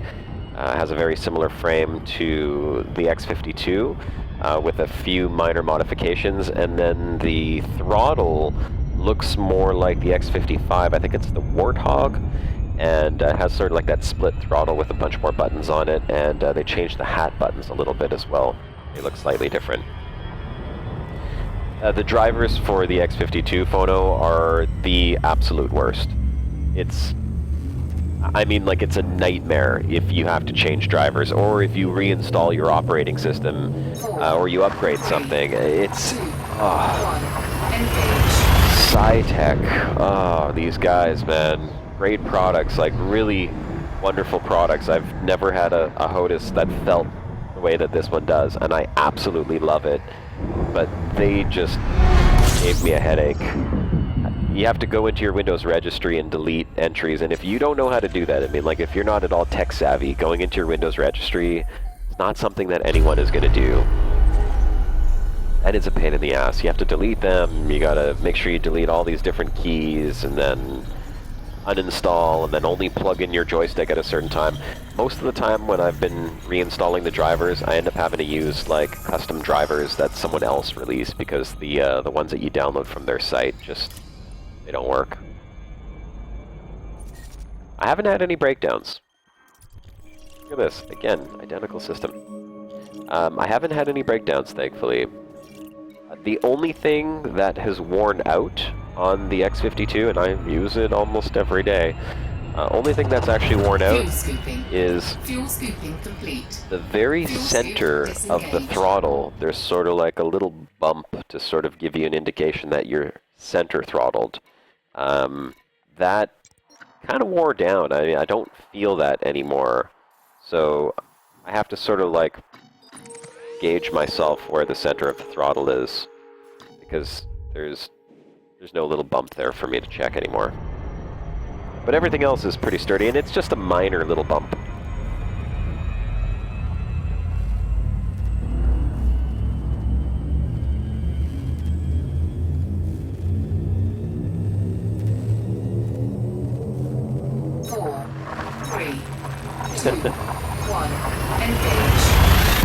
Redundant systems upon redundant systems. Just looking back through the chat. Yeah, that sounds familiar. It's almost like I wrote that somewhere. I don't know, maybe in one of my videos? I think that was Commander Shannon Day that said that, as a matter of fact. But she did an incredible job at saying that. I was very proud of her voice acting. I was very excited to get her involved in this, because she doesn't play the game, but I wanted to include her in the thing that I'm the most passionate about right now. Oh, look at these. Why they gotta put these beautiful gas planets so far away? Why? Why they gotta do that? And nothing.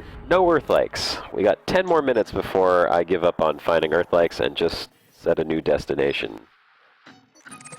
Right now we're looking at G and K type stars. Maybe I'll take out the K and put in G and F. Let's try that instead. See how that changes things, shall we? Make the jump. Jump into light speed.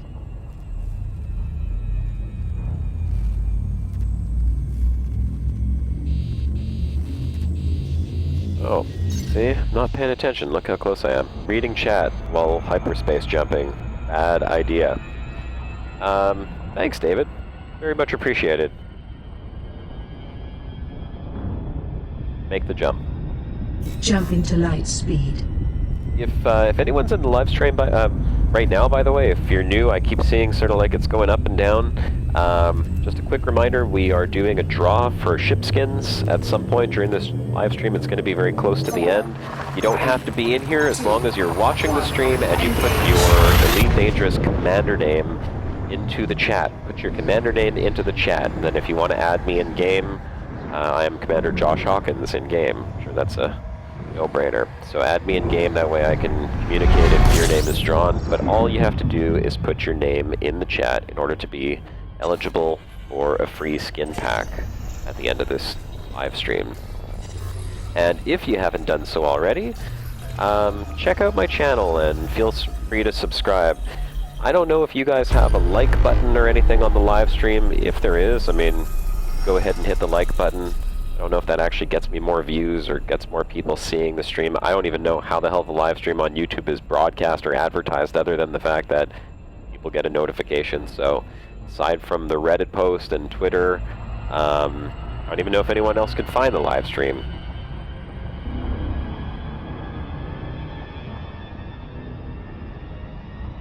Oh, Turfree, your birthday? Happy birthday, man.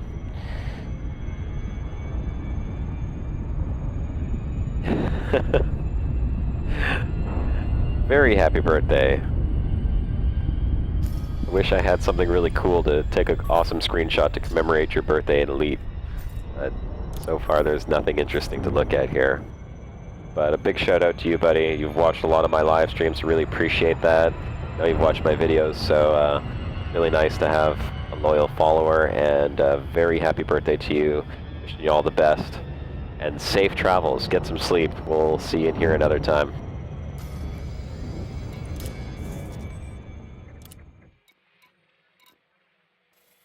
Alright, let's start looking at some of the F stars. Let's see if we can find Earth-like around these.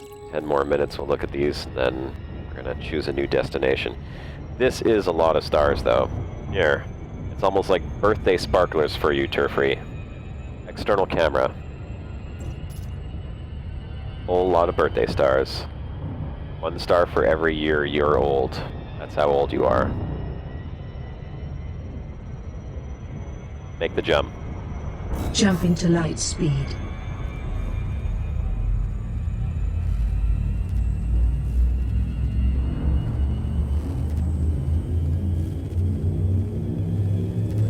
Arbiter, are you French? 4, Est-ce que vous parlez français? 2, 1, engage.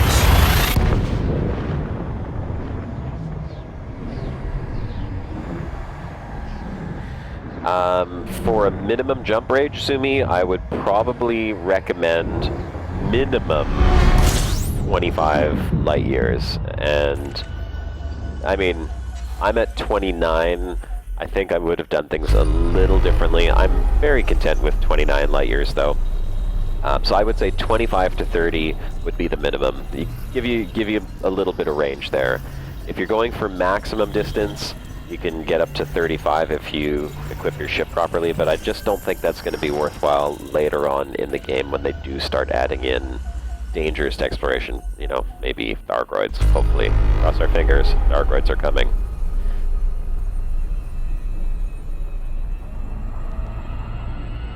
Ah bon. Moi je vis à Montréal, alors je parle français, mais c'est comme Québec français. Je suis bilingue, je parle anglais premièrement, mais je parle les deux langues. Alors si tu veux, tu peux parler en français dans le chat.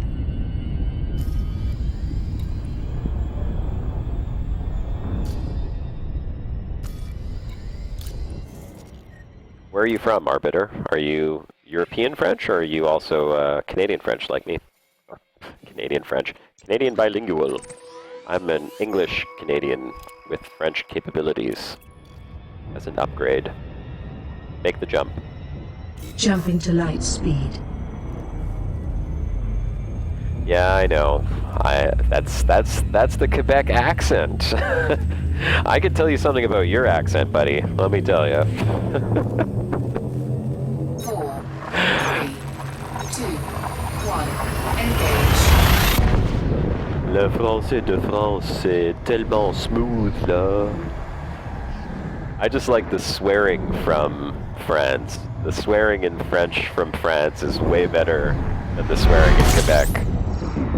Quebec swearing in French is all about religious. It's like tabernacle and hostie and colis. But in France, it's all like sexual acts, like go F your mother in the ass. It's so raunchy. It's so bad. Gotta love the French. They sure know how to swear.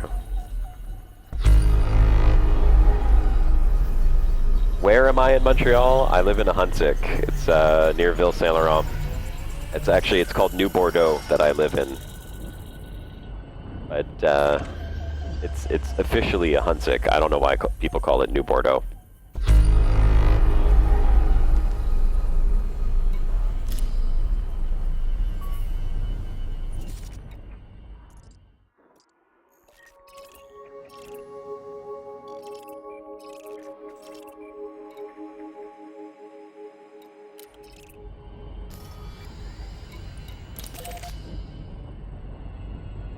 You used to live here. Holy shit. So you're from Montreal, Vincent? Or do you not live here anymore?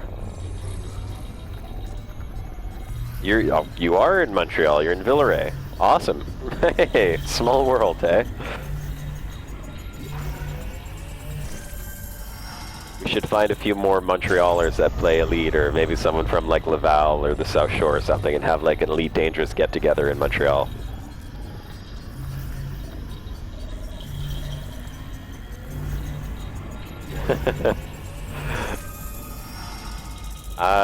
Yes, I go to Fufun every year. It's my friends and I all share a very similar birthday. We're all within 1 week of each other, and every year around our birthday, which is well, usually on around between the 4th and the 10th of January, we go to Fufun and we have a great time, and we invite a whole bunch of people and have a big old party there for our birthdays.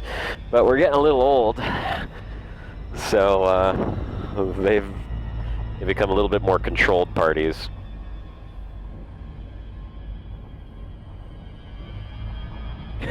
Germans invented swearing. Phono, do me a favor and just tell me, like, German swearing, what exactly are you, what kind of words are you using? Is it religious? Is it sexual? Like, what are the German swear words based on? What do the Germans consider like bad words, dirty words. What are the German dirty words? Tell us, Phono. You dirty German animals?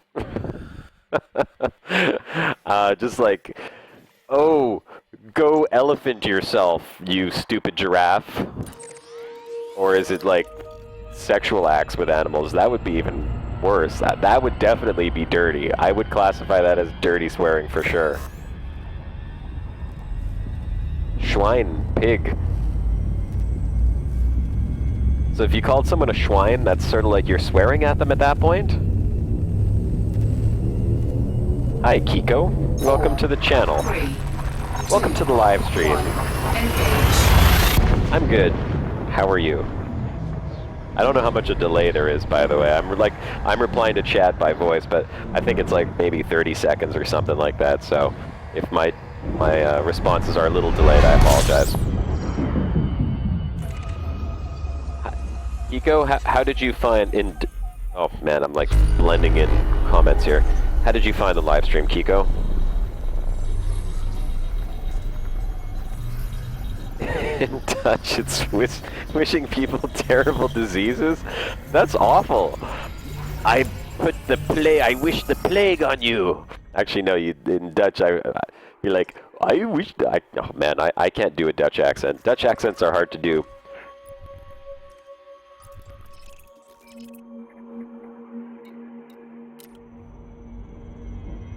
I would try to do a Dutch accent. Hang on. Let's see. How would you do a Dutch accent? No.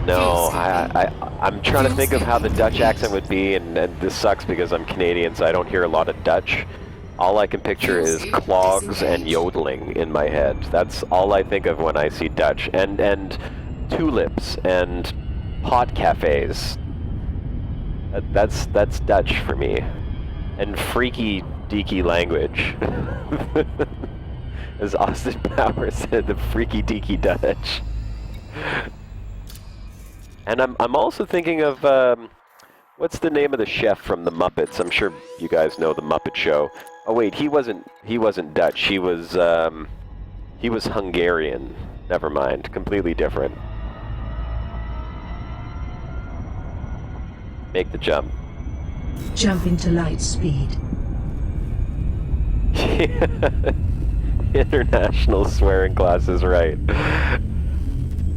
What is the dirtiest? What would be considered like? Okay, so like in English, the F word, I suppose, is what we would consider sort of like the penultimate swear word. To use the F word, I don't know if it actually is. I mean, I don't know if there's a scale on swearing words, but that was always like the worst word I could say in my family. If I was a kid and I said the F word around my parents, oh man, that was it. Grounded for a month. So what is like, what's the worst swear word in Dutch or German? C word for women? Yeah, that's, oh, Swedish. That's it. Thank you, Swedish chef.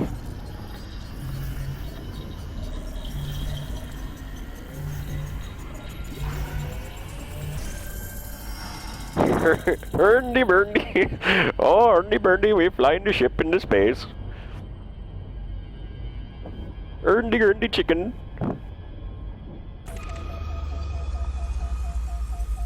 Floopter mope. Heckerleacher. That sounds like a pretty bad word, I gotta say. I'm gonna start saying that in English. And I'm sure people will be offended. I'm gonna Google it so you don't have to like actually tell me what it wishing someone cancer. That's awful, man. Oh, don't you really gotta be mad at someone to wish cancer upon them. Like, and I don't want you to just have regular cancer. I want you to have like cancer of your nuts. That's right. You're gonna have. I wish cancer of the nuts on you. That's when you really hate someone. You wish them to have nut cancer.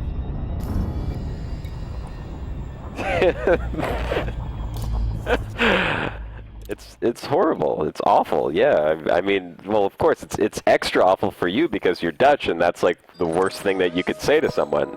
I mean, it's pretty bad in English too, but actually, I think it's worse. I think it's just as bad in English. If I said, "Hey, go F off," or I said, "I wish cancer on your nuts," I think that's equally bad.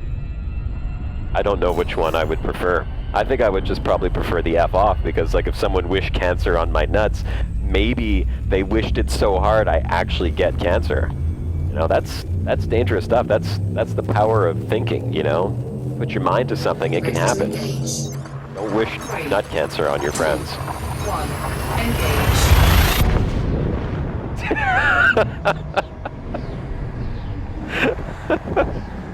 Yeah.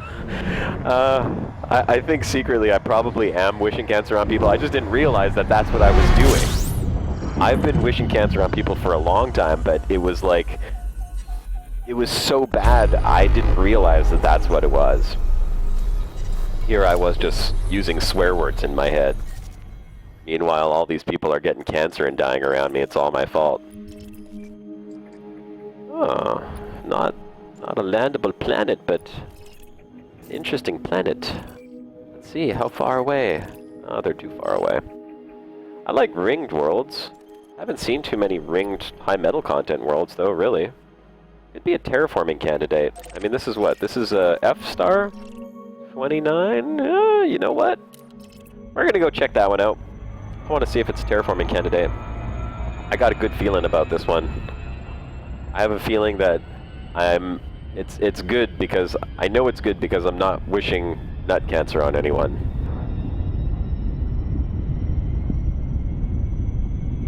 Terrence and Philip. Yeah. That's true. I think they did a fair amount of that.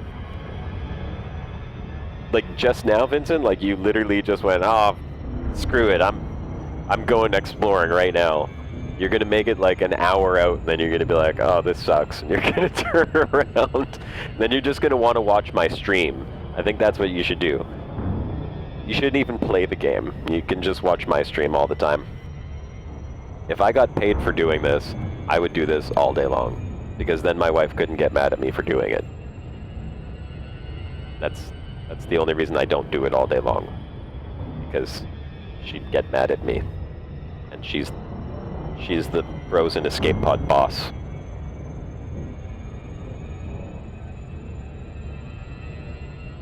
How many landable ringed worlds? I find landable ringed worlds often, like so often that I don't even keep track of them. If I look back at my captain's log, like at the very beginning of my exploration, I was like, ooh, look, it's a landable ring world, and I probably put a note in there and, like, you know, said what position it was and, you know, where it was in the system and anything of note. 25,000 light years away, yes I am. But now it's just like, oh, it's a landable ring world. If it was, I have not seen a ringed Earth-like world yet. I have seen a ringed water world. In fact, I think in my last live stream I showed everyone where that was, because I just wanted to let you guys take a look that these things actually do exist. But ringed Earth-likes are elusive, and I have not found a ringed ammonia world. In fact, I don't know if anyone's found a ringed ammonia world. I've never seen one of those before in anything that I've looked at. So let's see. Terraforming candidate, this one? What do you think? Drum roll, please. And survey says... Wow, wow, wow. Not terraformable. Oh well. We could take a look at it anyhow. No, she's not in the room with me right now. And yes, Vincent, I have 2 SRVs in this ASP. Oh yeah, quick plug for anyone who is new. Gosh, I wish there was a way to keep track of who's actually in here. But for anyone who is new to the stream, in just a little less than an hour, I'll be doing a draw for a skin pack for your ships in Elite Dangerous. So if you play Elite Dangerous, which I imagine you probably do if you're watching this live stream, external camera. External camera. then put your commander name in the chat, please. Your in-game commander name. And then what I would suggest is that you add me as a friend in-game, so if you don't happen to be on at the time that I do the draw, you will still be able to communicate with me. But I will draw for a skin pack. A skin pack? That sounds so dirty. I'm gonna give you a skin pack. That's right. Take that skin pack and you'll love it.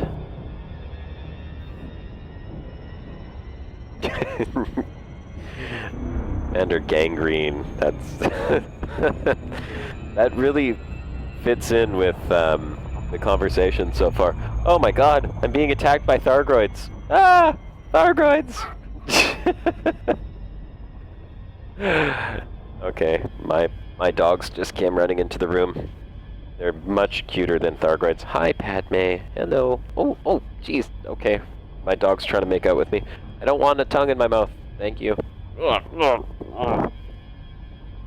Oh, you're the cutest dog. Yes, you are. Hello. You should be on camera. You'd make my stream even more popular. You guys could see how cute you are. Oh my goodness. I have 2 Yorkies, by the way. And, this one is just a little over 3 pounds. And she's absolutely adorable. What's that, like 1.6 kilos or something? She's tiny, tiny. And she's so affectionate. And I've been in the room with the door closed for the past couple hours and kept hearing them scratching, but she wanted to come in and say hi. Hey, sweetie. My dogs' names are Padme and Yoda. If you don't know those references, get out of this chat room. And speaking of Star Wars, we had a screening last night with a whole bunch of friends on my projector. We watched the new Star Wars. And I wasn't drinking because I'm on antibiotics right now for a sinus infection, which thankfully does not seem to be too much of an issue anymore. But everyone else had a great time. My wife made punch. She called it Dagobah. Dagobah punch, I think it was. Okay, my dog's gonna sit on my lap. Join me for the ride. So...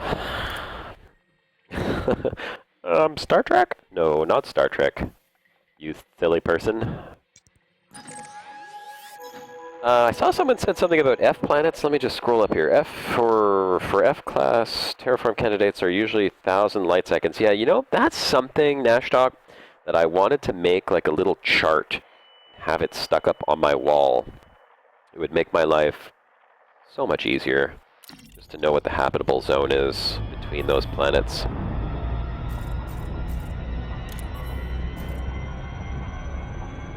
Make the jump. Jumping to light speed. Thanks for adding me, Arbiter. I'm gonna just copy this chat again to make sure I get all the names into the draw. Because unfortunately YouTube does not have the option to select all chat manually. Copy. Paste. Save. Alright, there we go.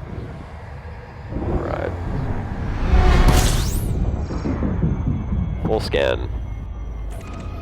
So just remember, I'm taking down all the commander names here for the draw later on. I don't know how many I have right now because I'm just copying the whole chat all the way back to the beginning into a notepad, so before the end of the stream, I'll have to look through it and sort of filter out all the names. We'll find them, don't worry. Gas planet,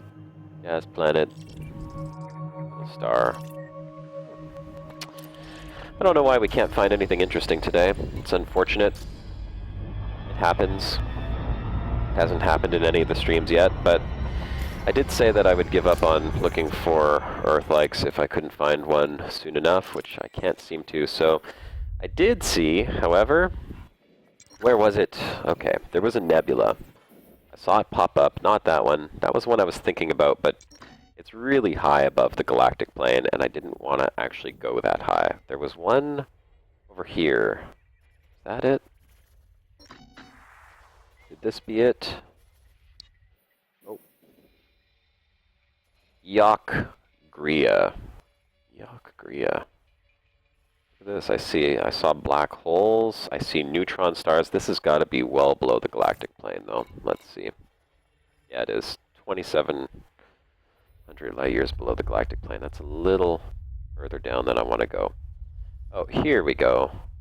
Here we go. See, these nebula didn't show up before. Okay, there's that one there. Let's just see where these are. I don't want to go too far below the galactic plane. That's the only thing.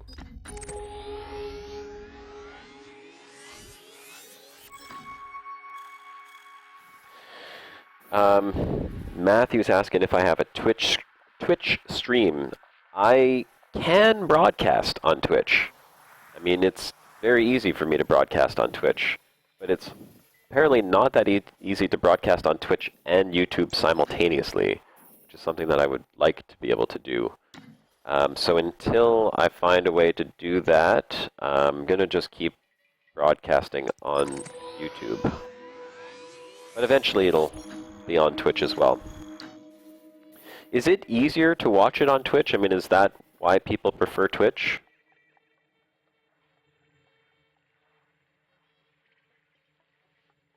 Bye, Arbiter. Thank you. Bonne nuit.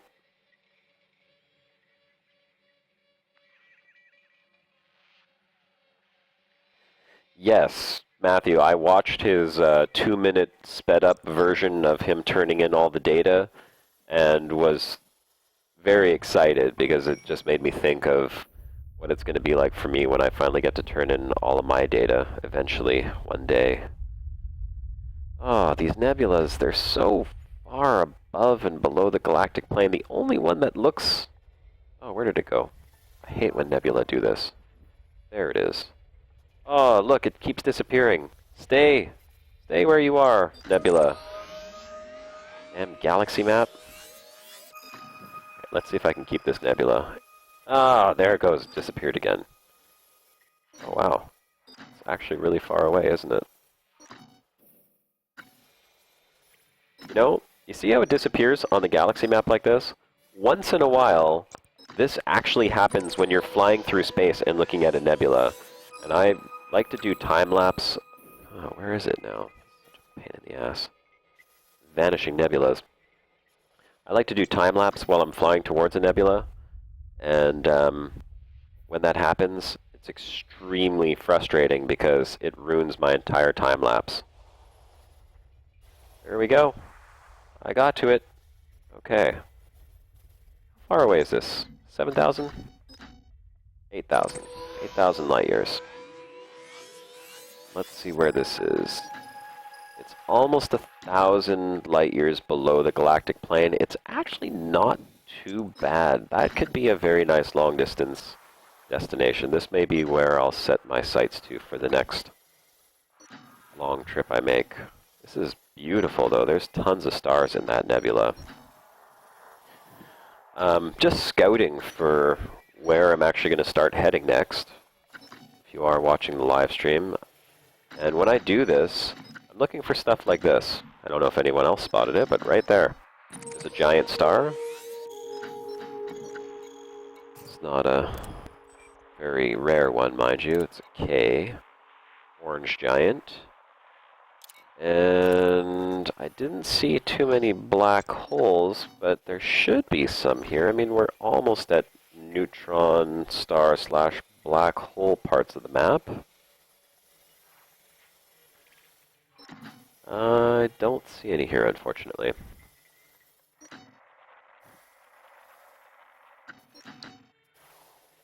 So one giant star, no black holes, but an extremely dense star field. And inside these pockets, I see a lot of B and A stars. Bet you that's really beautiful to look at once you're right inside that nebula. Alright, well, maybe I won't make this nebula my next destination. I could spend a long time scanning systems in this nebula and get some really beautiful shots, but there's nothing, I mean, no giant stars or anything unique That's kind of what I'm looking at, aiming for, obviously, with the videos that I do. Trying to bring unique places to you guys so you can see some interesting things, not just, you know, more stars and planets, although sometimes those are beautiful. Oh, look here. This could be possibly a wolf rayet or a herbig. Let's see, it's probably herbig. AEB. Ooh, a white supergiant. Okay, so you don't see too many supergiants. A lot of giant stars, not a lot of supergiant stars. I'm actually going to take a note of that right now, because that's something I may want to visit, as a matter of fact. White supergiant. That's an F-class star. That's going to be a real big-ass star right there. And if there's any planets in that system, that makes for some great video. Hopefully something nearby to land on. Okay, so we got that. That was almost 9,000 light years away, though. So let's just make a note of that system, and then I may set a destination towards that and just start jumping over that way. We're not going to reach that today, obviously, but you'll see that in the videos in the next couple of weeks, I'm sure, as I eventually make my way over there. So, AEMORRS. Amors XT.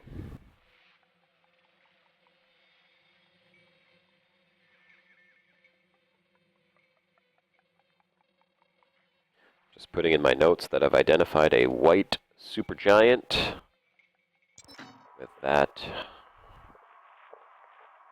designation. Amors XTA.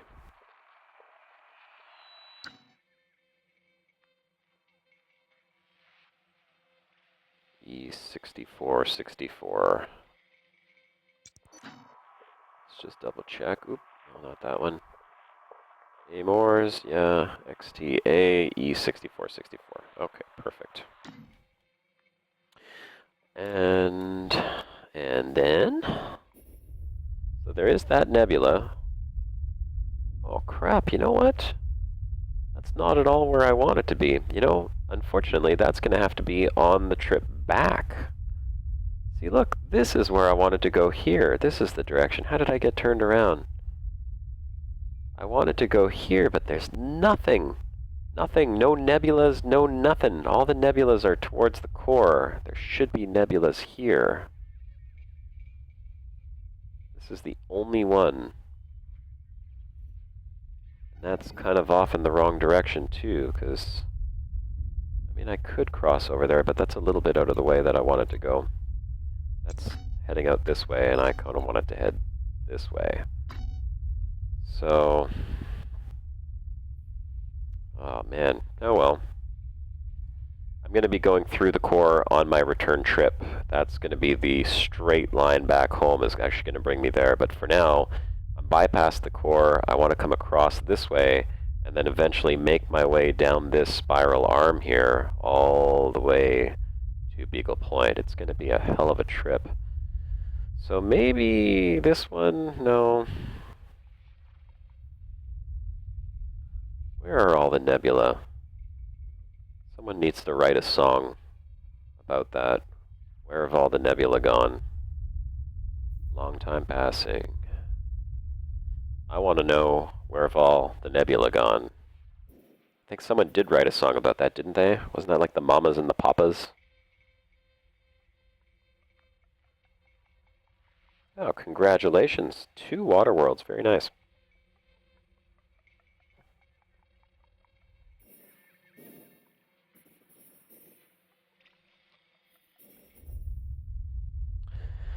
Well, unfortunately, we do not have any nebula to set as a long-term destination here, so as sad as that makes me, I'm going to just pick another star in this direction.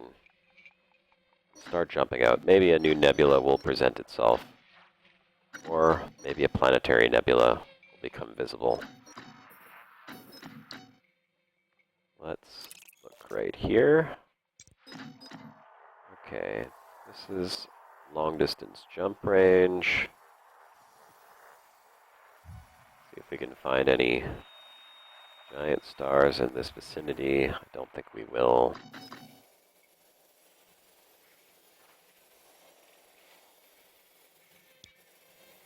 No, nothing standing out to me here.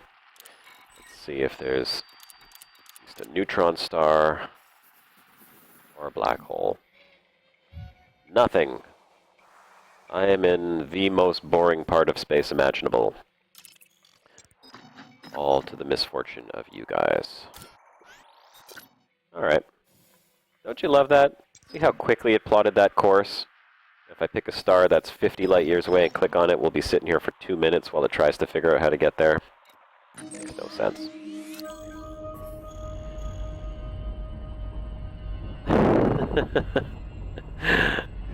Yeah, terra firma.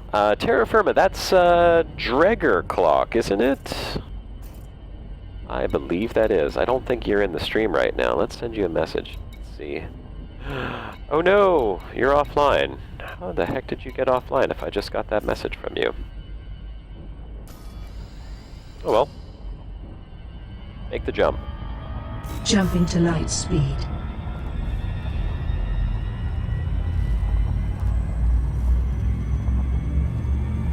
You do not, because you didn't find that many ammonia worlds, true bros. 4. I know you. I know you. 1. Engage.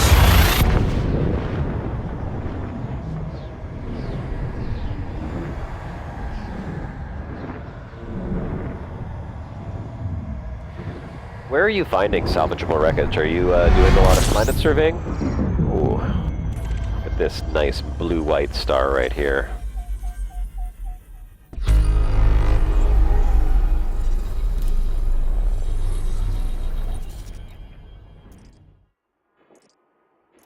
Wow.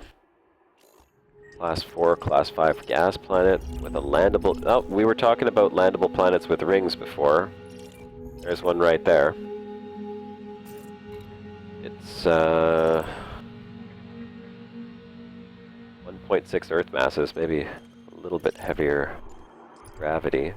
This is an interesting looking planet though. I wonder what that is. Got an interesting color pattern on it.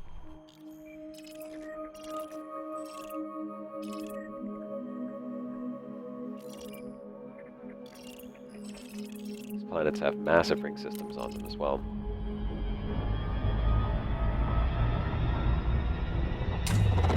Fuel scooping. Said they need a new notebook. DJ, are you not using Captain's Log?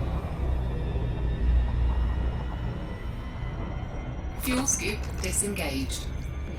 Matthew, normally I don't spend that much time on the galaxy map, and I try not to spend that much time on the galaxy map, especially when I'm live streaming, but the problem is my location and the direction that I'm going right now doesn't have a lot of interesting, and when I say interesting, I mean like unique galaxy map things like planetary nebula or giant stars or, you know, emission nebulas or anything like that. So I was on for a couple hours before live streaming trying to find something, because usually I set sort of waypoints for myself so that, you know, we have a goal in mind with the live stream. Of course, I'm not paying attention overshooting a planet, but I couldn't find anything of particular interest in the direction I wanted to go. So again, spending time on the galaxy map, it is something you're going to do when you're exploring. You'll probably spend a fair amount of time on it if you're looking for things like that. But the only reason I'm doing it right now is because I want to find something interesting for you guys. I know it's fun, you know, watching exploration firsthand, and especially if you're not doing it. And we haven't really taken a close-up look at any planets because, honestly, there haven't been anything that have stood out to me as being of particular interest. This planet here looked interesting on the system map, mind you, because it had a different coloration I've never seen before. And it's not landable, it's just a high metal content, but even here it looks like it has an interesting color, so I'm just taking a quick close-up look at this one. Start recording. Preparing now. External camera. Let's take a look at it. It does have some interesting colors. It's got a little bit of molten metal in it, and it's got a weird green color, which you don't see too often, green colored metal planets like that. It almost has spots that look like it's growing organic material on it. I see some bright green spots. Cockpit view. There you go. Ringed water worlds are very rare. I've only seen one in over 2,000 something jumps. Let's get another look at this planet a little closer. External camera.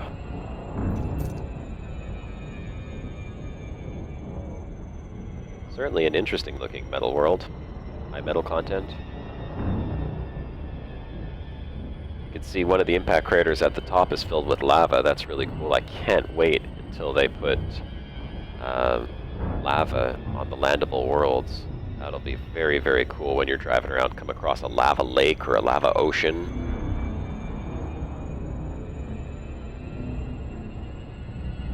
Cockpit view.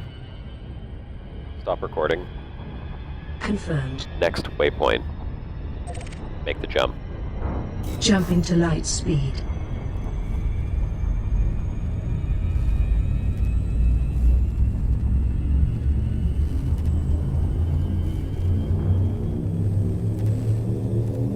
Just reading chat. 4, You 3, 2, don't hear me talking for a sec. Just catching up on what I'm missing in the chat.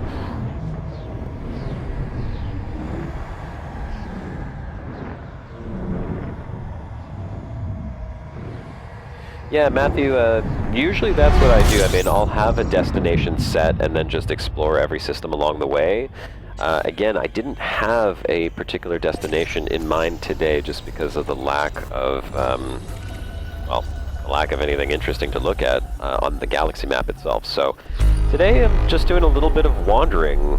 I don't normally do this. I don't particularly like wandering around, but you know, at the end of the day, it's all the same. You're going to jump into a system either way and take a look at what's in there and look for something interesting.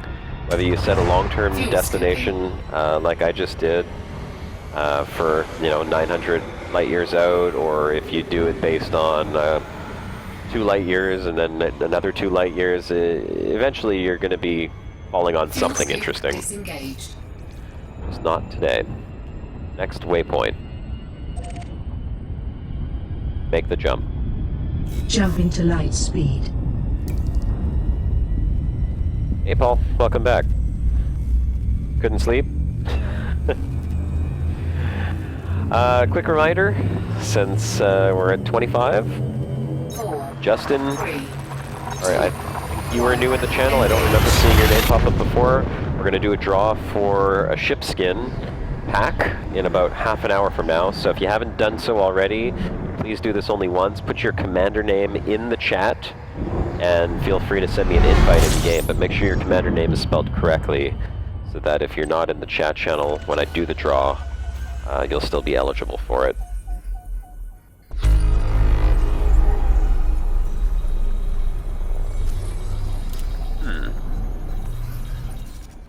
Yeah, that's my norm. 1,000 light years. I try to set it to the maximum range and then just jump along that. I don't do the efficient jumps, I do the fastest jumps because my trip is going to take me to the far side of the galaxy anyhow. I don't need to do it on the most efficient route. It's going to be thousands and thousands of jumps before I get anywhere. I already know that, so I'm not trying to increase the number. But I'm not in any rush either, and you know, on a 1,000 light year leg, I certainly don't mind not making the whole leg if I'm finding interesting planets along the way. I'll scan a whole system sometimes depending on what its contents are. For the live stream, usually I just look for interesting stuff.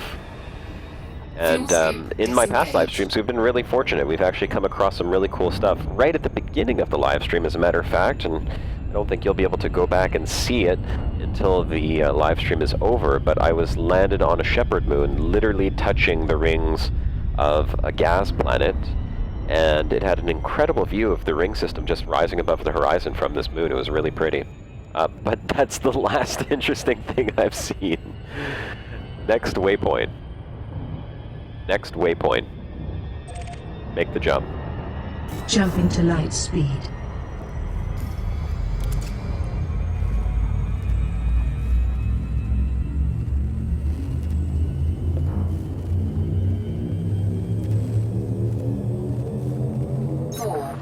3, 2, 1, engage.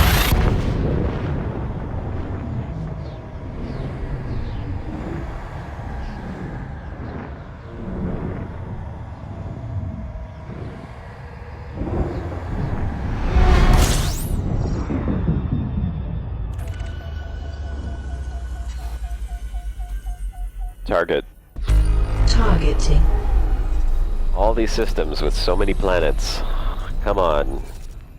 And ice planets. All ice planets. Which can also be beautiful, don't get me wrong. You can get some really cool looking ice planets, but all ice planets. Look at that. And not even close enough that I want to go scan them. Definitely not jumping 100,000 light seconds to scan an ice planet.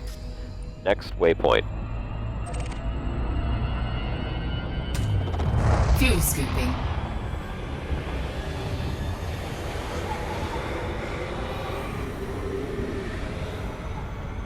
Fuel scoop disengaged. Make the jump.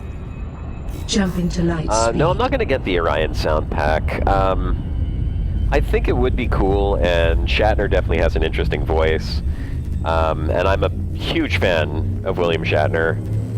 Interesting story. My mom, well, William Shatner is actually from Montreal, so he's from the city where I live. My mom went to the same school as him, and after many, many years, I mean, after she had me and my sisters and my parents got divorced like 20 years later, she ended up dating William Shatner's first cousin, who's also named William Shatner. Because apparently the brothers that had their kids couldn't think of original names, so they both named their kids the exact same thing. So there's two William Shatners out there. And he was not the actual William Shatner, but people didn't believe that his name was William Shatner, so we called him Bill.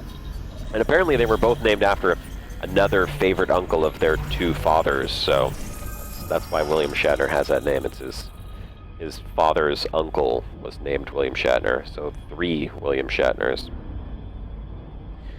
The Orion Nebula tours, yeah, that looks like a very cool aspect of that voice pack, I gotta say. I think it's very interesting that they're programming that into voice packs. Really cool feature. Oh, what do we got here? Ice, gas planet with no moons, high metal contents, way too far. Let's see. Not close enough. Nothing special there. So hard to get binaries that are orbiting each other close. It's just so rare to see that. It's something that I haven't seen in a really long time that I'd love to be able to see again. Once these two planets were literally half a light second apart. Huge planets too. I got some beautiful footage of that. Next waypoint.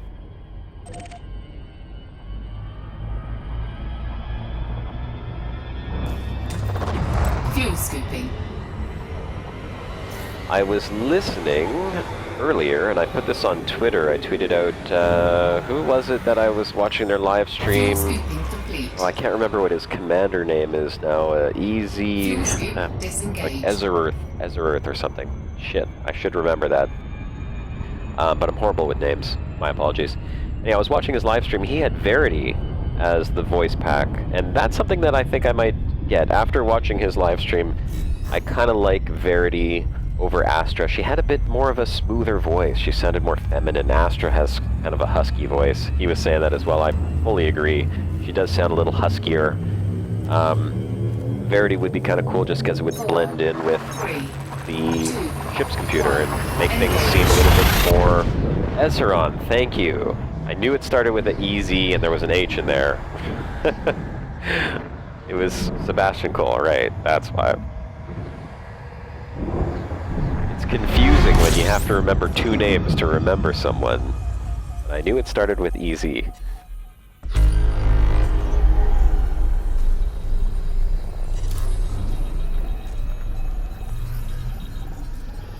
With having a HOTAS, do you find it helpful, necessary to use voice attack, or to use voice attack for the benefits of the live stream? No. I absolutely find it helpful to use voice attack with a HOTAS. In fact, I think you should have voice attack even if you're using a gamepad or your keyboard and mouse. Voice attack should be part of the game. There's no reason why it's not a part of the game other than the fact that I'm sure they had a million and one other things to program into the game already. And as far as I'm concerned, it is an essential part of Elite Dangerous for me, no matter how I'm controlling the game. It's also going to be really useful if any of you guys ever pick up an Oculus Rift. It will be immensely useful because you won't be able to see your keyboard next waypoint. And I have an Oculus Rift on the way, though I won't be able to use it probably for a very long time until I upgrade my video card.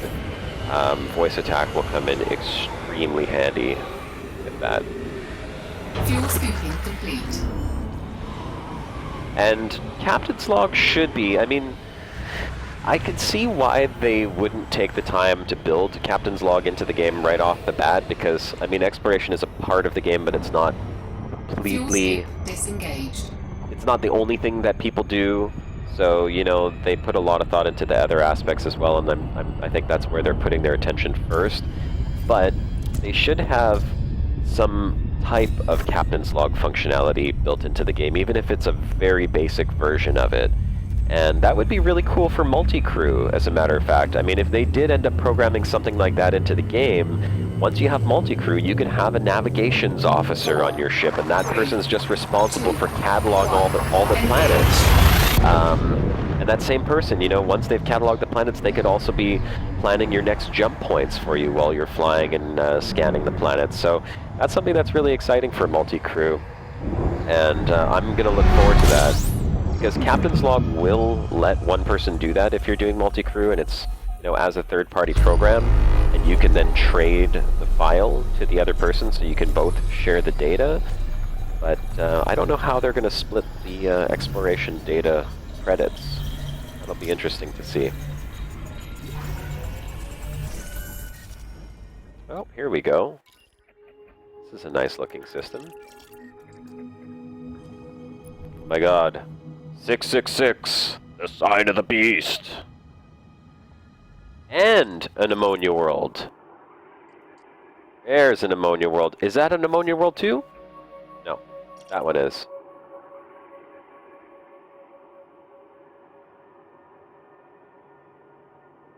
I'm silenced in awe of this ammonia world. This is my second one today.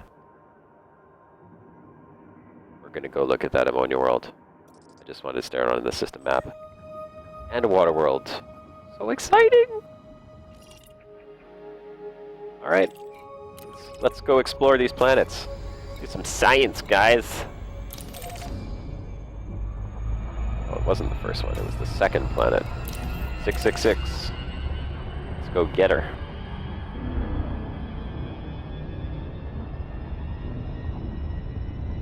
Bookmarks is going to be awesome, Paul. Can't wait. Oh, I'm so glad I found something, at least, well, not terribly interesting. Rare. Ammonia worlds aren't super interesting. They are different to look at. Has anyone in the chat channel not seen an ammonia world themselves, like up close and personal? Just curious. Nobody's going to judge. We won't laugh and point fingers. Maybe.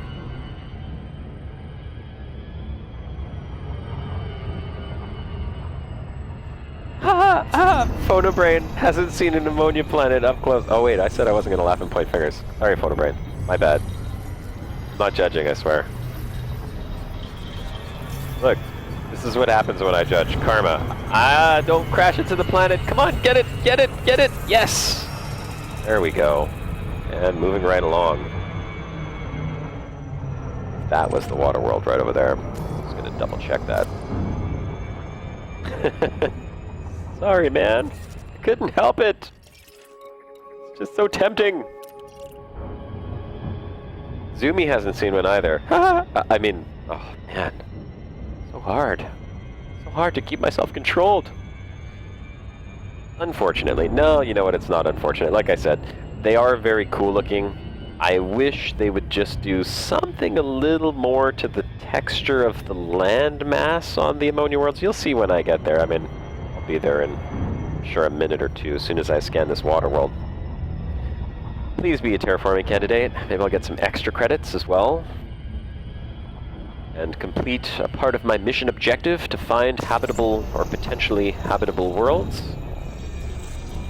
Let's see. Loop of shame. You don't have the game yet, Beowulf. Oh, that's okay, I guess. You don't have to have the game to appreciate a game. There's plenty of games that I watch other people play that I don't own. I want to own. They're getting expensive. I mean, I don't know what the conversion is for like pounds or shillings or pesos or wherever it is that all you guys live, but like an Xbox game, an Xbox One game now costs $80. $80! 75, 80 bucks. Like, holy crap. Start recording. Affirmative. Let's get a view of this planet, shall we? External camera. Water world. Still don't know if it's terraformable, but it's got an interesting weather system on it. Look at that, right around the equator. It's got like a band of clouds blowing several storms.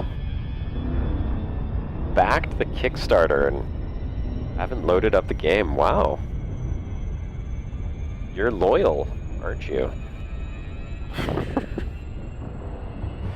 Really support your game. No, I think that's cool that you backed the Kickstarter. How come you haven't played the game, though? It's been out for 2 years already. It's time to get into it, man. Stop recording. As you wish. Cockpit view. Ah. Yep, that's definitely a good reason to have not gotten into the game yet. Elite is demanding. I don't know what you guys play on. I was playing on all ultra settings before Horizons. External camera. But once Horizons released and a couple of patches came out, I've had to since lower a few settings down. I still get very good frame rate. I mean, considering that I have YouTube open on one screen, I'm streaming and I'm recording at the same time, I still get very good frames. I don't remember what the command is. Is it Control F to show my frames? Oh, there we go. So you can see I'm capping out at 60 frames a second. If that shows up on my stream, you might see that in the bottom left corner there for a sec.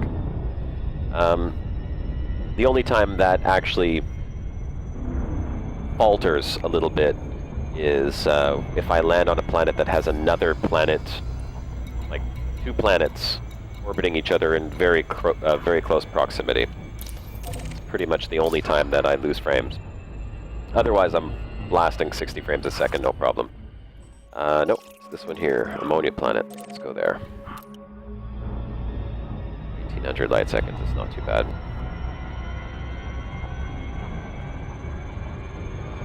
Alright, while we fly there, let me just check chat, see what I'm missing out on.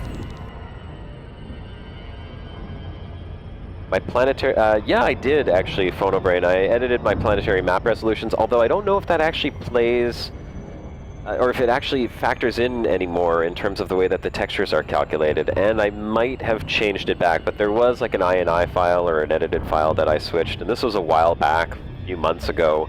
I read an article, someone was saying if you go in and you change these values, you get a higher texture, which I didn't. I don't really know if it actually worked or not. When I did it, I honestly, I didn't notice that much of a difference. Because apparently the textures were on worlds, like planets that you couldn't land on. And I get up close with a lot of those planets, but not as often as I get up close with planets that I can land on, obviously. Those are the ones that I'm right up close and actually rolling around on the surface. So, yeah, I don't know. Don't know if it worked, and don't know if those settings still stuck after I changed my graphics settings.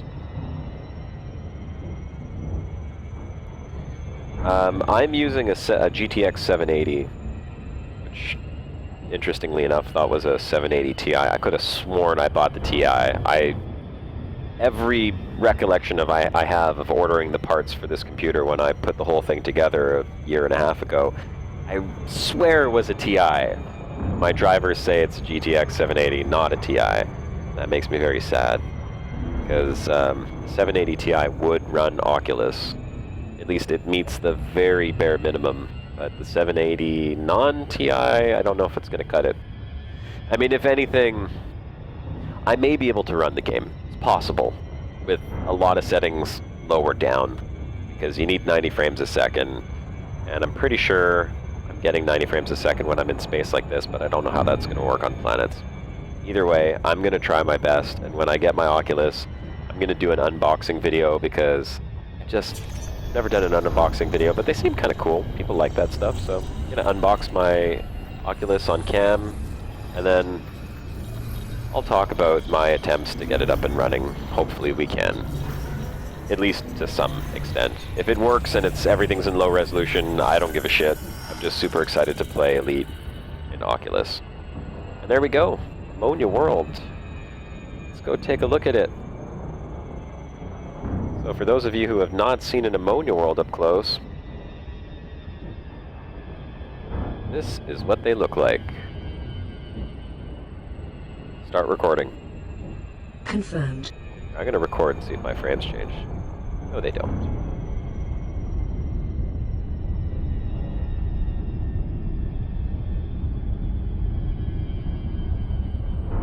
Alright, just get into a nice orbit here. External camera.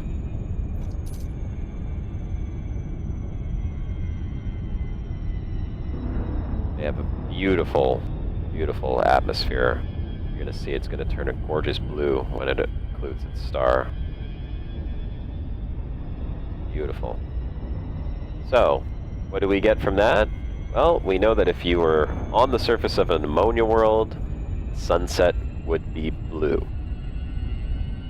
And that's probably because it's a very thick atmosphere. I'm going to get closer so that you guys can take another look at that up close. Cockpit view. A nice up-close view of that planet, shall we? You have very thick atmosphere. If you've watched my most recent video, I mentioned Rayleigh scattering. Rayleigh scattering is the effect that you get when light passes through dense gas. The red part of the spectrum gets pushed in all different directions. It's more energetic. Excuse me. Wait a second. Why am I drawing a blank here? Dumb scientist. Dumb scientist. Hold on. External camera. Let me put the camera into rolling mode here. I'm going to think about this for a second. The red light gets scattered. So, the red light gets scattered in all different directions, and the blue light does not, because it is a smaller wavelength, so the blue light penetrates through much easier, and that's what gives the atmosphere the blue color. So you can see that right there. The red light is getting scattered, and the blue light comes through. Same reason why oceans are blue. The red light gets scattered in the dense water, and so the blue light is what we see. Same thing for our sky. When you look up into the sky, that's why the sky appears blue. But when the sun goes down below or to the horizon, very close to the horizon, we see a red sunset. And you would think, well, it's going through more atmosphere. Wouldn't the red light get scattered? But here's the thing. The red light is getting scattered, but when it's down on the horizon, you're only seeing that light that's coming straight towards. So there's not it's scattered, but you're seeing more of that red light because it's coming straight towards you in that sense. So that's why our sunsets are orange. Anyhow, Rayleigh scattering is a very interesting thing. Class 3 gas planets are mostly blue orbs as a result of that, because they're very dense atmospheres and they scatter all the red light. You can watch some pretty interesting videos on that if you look at, if you take an apple, which, if you look at an apple, obviously we all know apples are red. Well, some apples are red.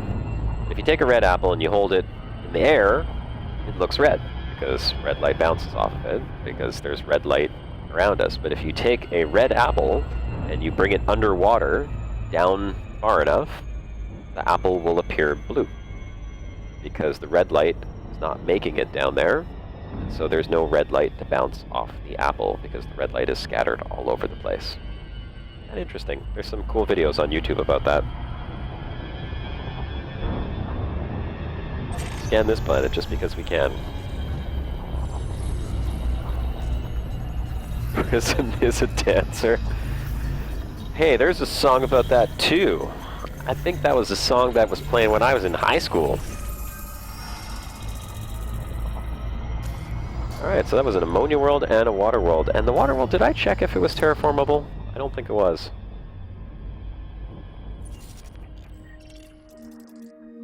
No, it wasn't. That's unfortunate. But this one, no. Maybe that one. No. No. Maybe that one could be. Well, I'm happy that we found at least a couple of rare planets. Water world, ammonia world. And we'll just keep on jumping. Next waypoint. Next waypoint. Make the jump. Make the jump. Jumping to light speed.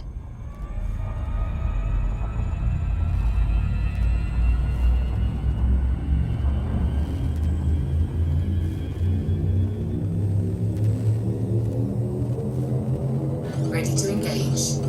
4, 3, 2, 1. Engage.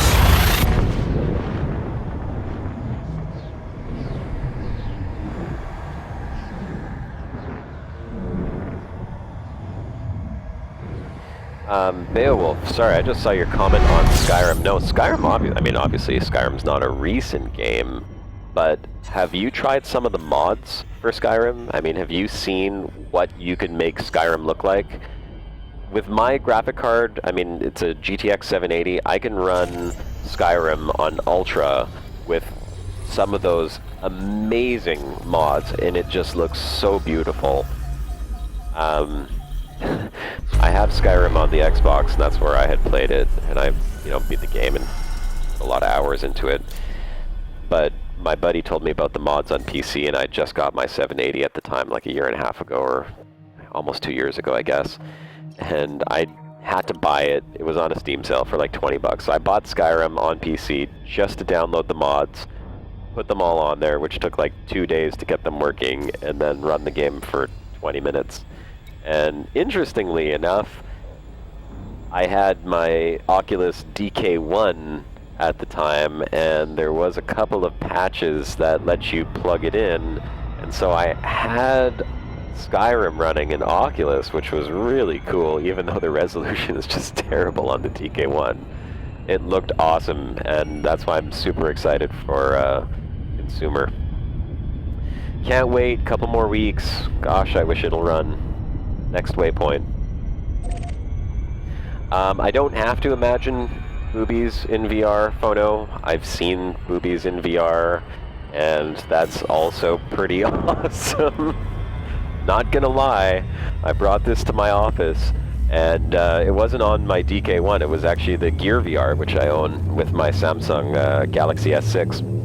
So I brought it into the office, and I was showing some people VR, and I bring it to my boss, and he looks at me, he's like, so that's pretty cool, so like, what can you look at, what do you look at on this? And I was like, well, I got space stuff, I've got like a racing thing, I've got like an underwater thing. He's like, can you see boobs? And so I had to go and check, and yeah, sure enough, you can see boobs in VR, and it's pretty crazy. So I gave him the Gear VR, and he looked at boobs in VR before I did. That was my boss. That was like one of our first real interactions together. It's pretty funny.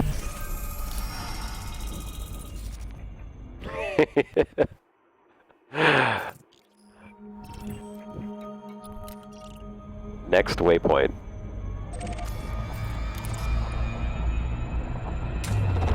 Fuel scooping. Yes, they're planets that all men want to land on all the time.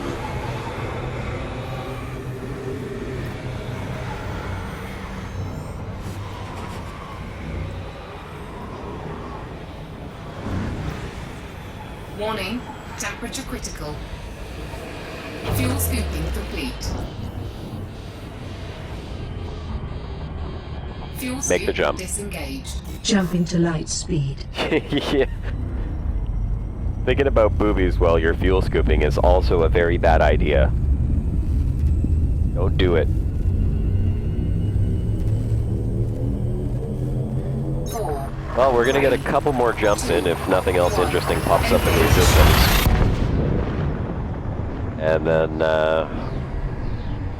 if anyone wants to stick around, I will... My heat alarm, yeah, my heat alarm went off. But that's okay, it was controlled. I was paying attention. Then I'm gonna tally up all the names. Quick reminder, if anyone's in here and does not know about this already, which is possible, I will be doing a draw in a few minutes, well, in a few minutes, 10 minutes let's say, for a skin pack for one of you lucky peoples. So if you want to be included in that draw, make sure to put your commander name in chat, your actual in-game commander name. That's all that's going to work, because your YouTube name will not help me at all. Fuel scooping. Put your commander name in chat just once, please. If you've done it already, don't do it again.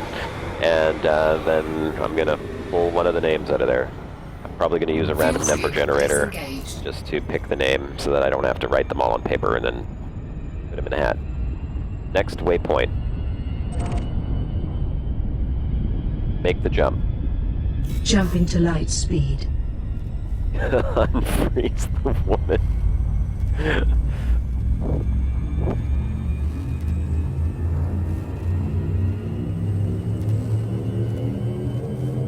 4, 3, 2, 1, engage.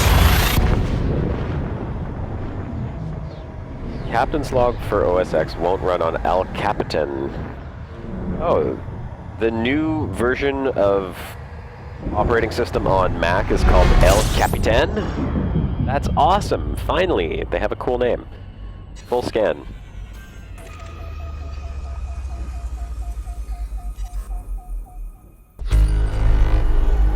That is a shame though, because you're missing out. Captain's log is amazing. Have you seen what it looks like, by the way? Being at Liberty? Because if you'd like, I can turn it on my stream here for just 1 second. Even though I have really not been updating it while I do live streaming, I'll show you what it looks like normally.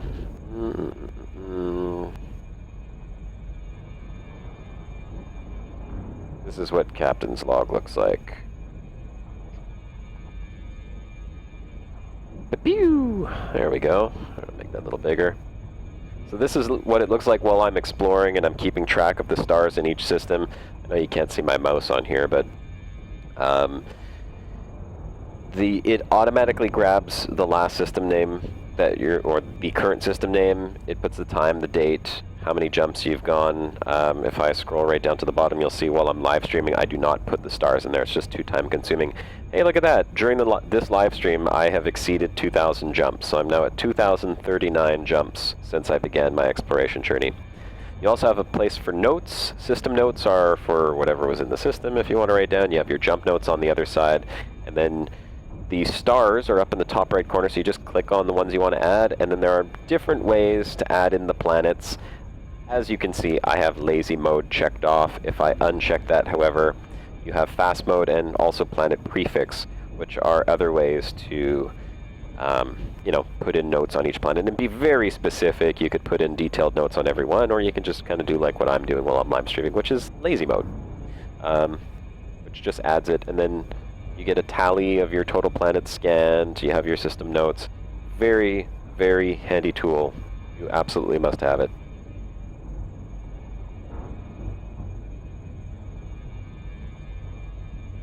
Well, I think we have come to the end. This is the end.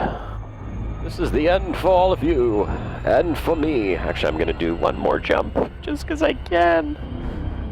Next waypoint. Make the jump. Jump into light speed.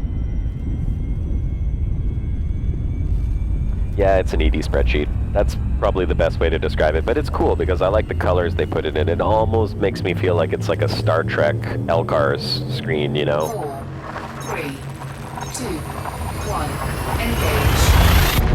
You can't add notes for each planet, but you can annotate your notes and just sort of put like, this is for planet 3 or whatever. So like in your notes, you know, you could put multiple lines. In fact, you could put all kinds of information in the notes.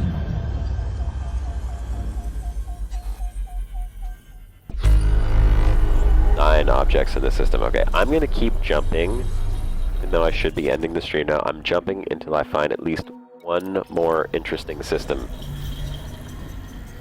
That's it, though. Okay, you guys can't be pressuring me like that. It's just not fair to me. You get me in trouble.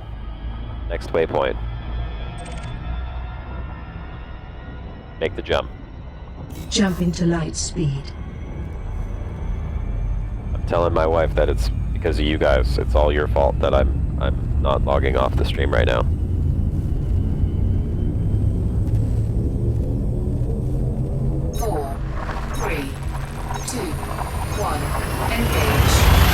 However, what I'm not going to do is I'm not going to take any more commander names for the contest. We're going to stop it right there. Full scan.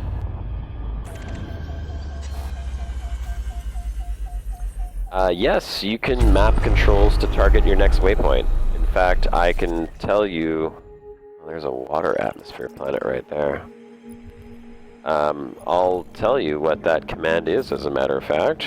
Let me just look at my screen. Next waypoint is mapped to... Oh, I have it mapped to the 9 key. 9. It's for the 9 key. I just mapped it to the 9 key, but it is an option in the options here. So here, actually, I'll show you. I think this will show up on my stream. Options, controls.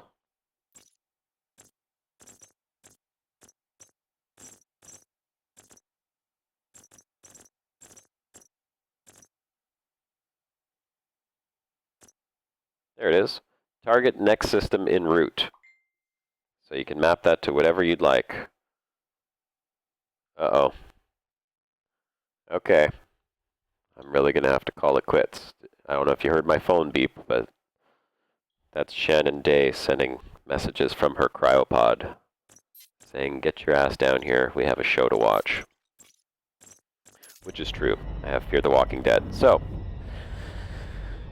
as terribly uneventful as this was, I really wish we could have seen more interesting planets. I'm glad we got to see at least the ammonia world and a water world.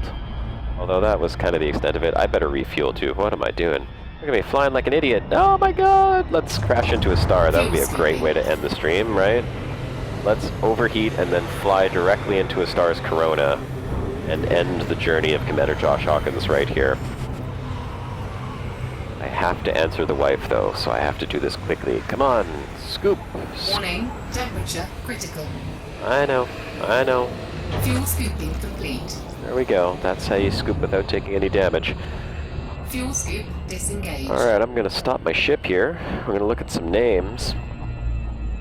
Yeah, you know, Paul, I'm not crazy about Fear the Walking Dead either. The last couple episodes were, better.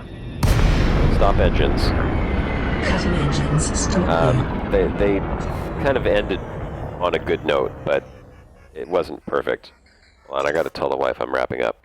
I'm wrapping up. That's exactly what I'm telling her. I'm wrapping up and about to draw a name for ship skins. Okay, well, you know what? If there is any... Oh, no, I think we just lost one or two people, but... okay, last chance. I'm going to give you guys all last chance. If you haven't put your name in here already, put it in now. Put your name in now. Because I'm going to do the draw. So. Oh, you're very welcome, Paul. I wish that this would have been a better stream. I wish we would have seen some really cool stuff. But, you know, that's exploration. That's actually exactly what exploration is all about. Sometimes you see really cool shit, and other times you see a whole lot of not cool shit. This time was just one of those times that we didn't see a whole lot of cool stuff. So, you know, next stream, next Sunday, same thing, 6 to 9. We will definitely see some cool stuff. I feel it in my bones. I just know it's going to happen. So, really quickly, anyone who is in the stream, Dax Drexel, is that your commander name, being at Liberty? If it is, just put commander in front of it. Yeah, I know I'm late. Very late. Wife is going to chop my balls off. She's wishing me cancer of the nuts right now, I can tell. Okay, so here's what, let's see. I'm going to check my chat. I'm going to check my saved names. I got 2 notepads of saved names. Where's the other one? Contest. There we go. And I'm going to make a new one. So I'm going to do this right now, by the way. If you guys want to stick around, it's going to see a screen up there. It's not going to be very exciting, but I'm going to put all the names in one notepad file here. And get her done. Notepad, notepad. Okay, so starting from the beginning, we have Commander McLean.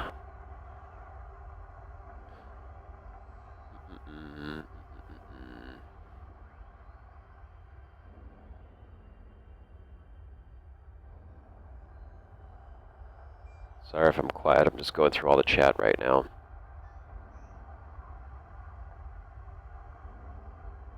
Hey.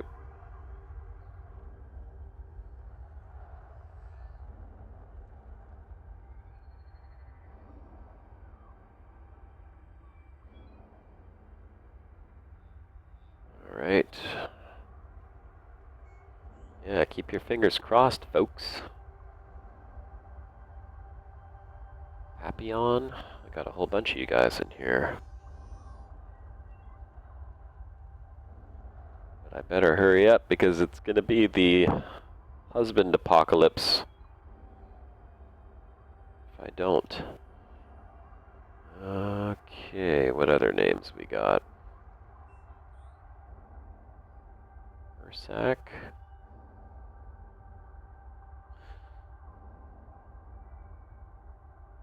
Is Trubro still in here? I don't see his name. Trubros, if you're still in here, put in your commander name. I don't know if you're still in here or not.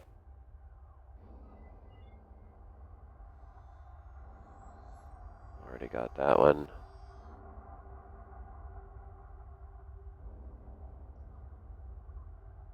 Commander Sammy Stormmaker.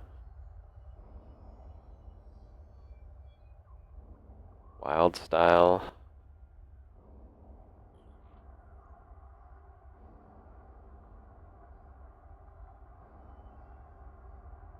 Dax Drexel. Hey, that's not one that I had in here. I'll put that one in. Commander Dax Drexel. Commander Lord Nylock. I'm going to read out these names after, by the way, when I finish putting a few more of these in here. And then if you're in the channel and you don't hear me call your name out, I'll have you just put it in chat so that I make sure I don't miss anyone. Okay, got that one, got that one. Okay, looking at text file number 2. Commander Turfree.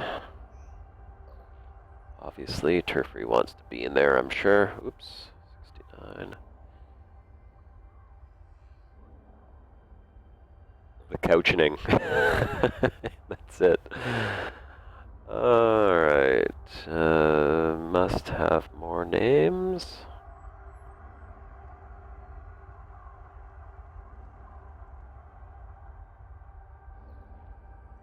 Sebastian Cole. Well, his name is Sebastian Cole.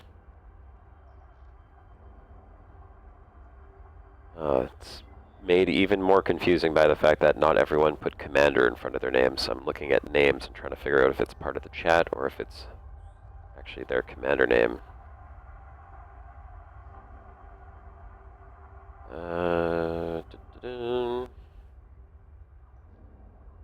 Troopos.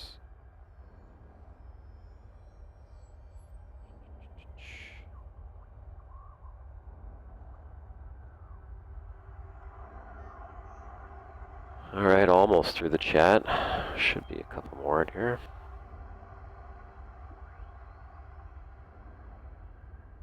I feel like there's a couple missing. I don't know what... Is Zumi still in here? Zumi, are you in here? Put your commander name if you can.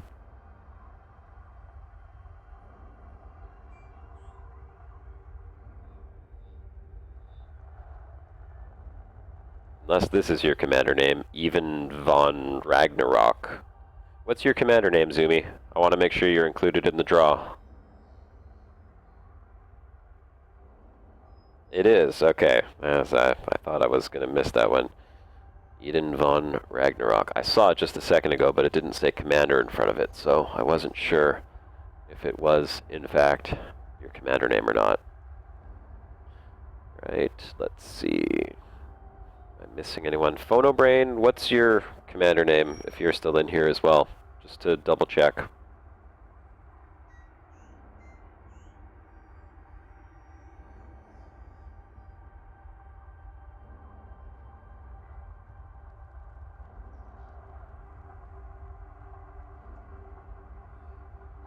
David Gilson. Oh, bartender, yeah, I have you.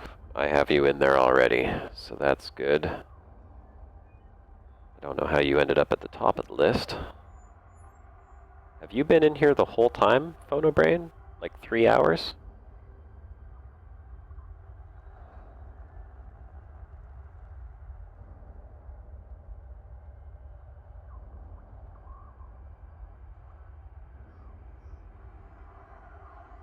No, True Bros, just make sure, put in your commander name right now just so I can double check. I'm going to go through the list and read out a few names to make sure that everyone who's in here right now is included.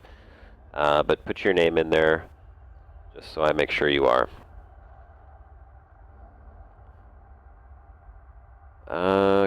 Okay. Long chat I got to go through here, so you got to bear with me. I'm guessing Theodore Eggstrom. He was in chat. He put his name twice. I think that was probably his in-game name. I don't think he's in here anymore. What else are we missing? True Bros, did you put in your name yet?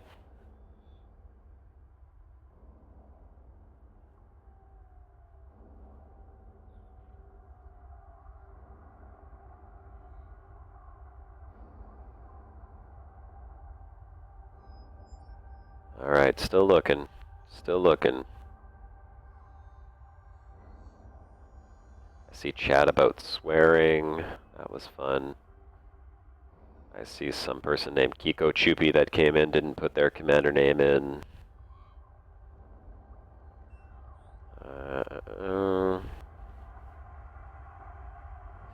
Kankerliger.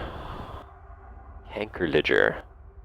It's a horrible swear word in Dutch, by the way, for anyone who wasn't here when that was typed in.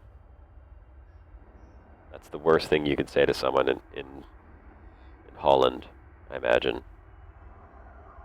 Where else do they speak Dutch? Oh, here we go. Commander Gangrene. That's Matthew. True Bros. Buddy, put in your commander name. Commander Fireworks. Okay, got that one. There's quite a few. Where is True... Oh, Commander Arbiter.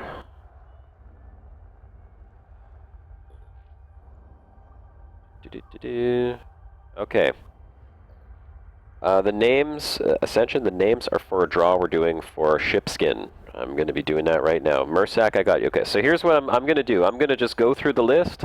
I'm going to read out the commander names that I have in here. If you don't hear your name called, put your name in the chat at the end of this list. Okay, so here goes. I've got Commander McLean 007, Commander Bartender, Commander X Gyarados, Commander Papillon, Commander Novasi, Commander Mursak, Commander Sammy Stormmaker, Commander Wildstyle, Commander Dax Drexel, Commander Lord Nilock, Commander D-Wolf 69, Commander Turfree, Commander Sebastian Cole, Commander Eden von Ragnarok, Commander Theodore Eggstrom, Commander Gangrene, TVP, Commander Fireworks, Commander Arbiter, 350. If you didn't hear your name, put it in chat right now, please. And True Bros, I don't know if I keep missing your message, but what is your commander name, buddy? I don't know if I have yours.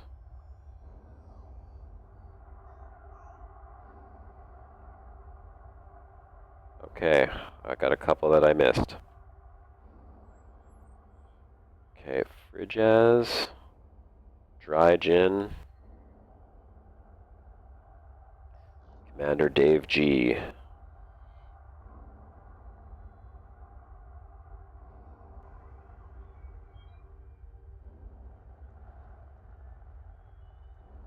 I'm gonna just type this to True Bros. True Bros. What is your commander name? I don't know if he's actually hearing it or not. Okay, well, while we wait for him to respond, because I don't want to miss him, I'm going to look up a quick random number generator here. Commander... Oh, okay, there we go. I don't know how I didn't have that. Omategomatiti. I don't know what that means, but it sounds dirty.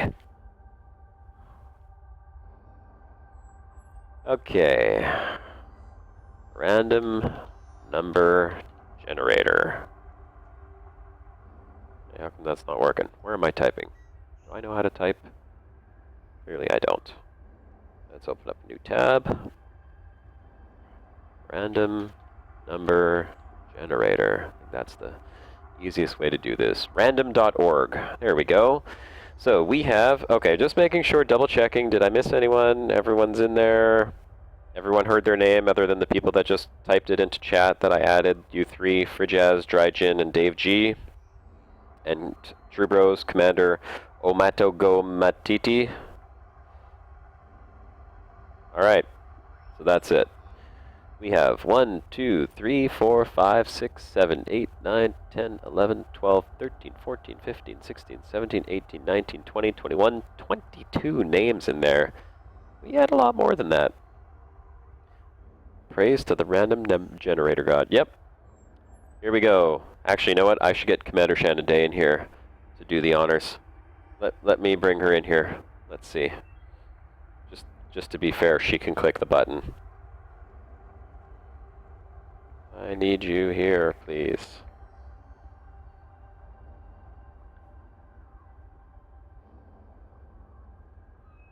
Hurry. Emergency. She's not even looking at her chat. I'm gonna actually have to stand up and go get her. Okay. T-minus 10 seconds. 1 sec, guys.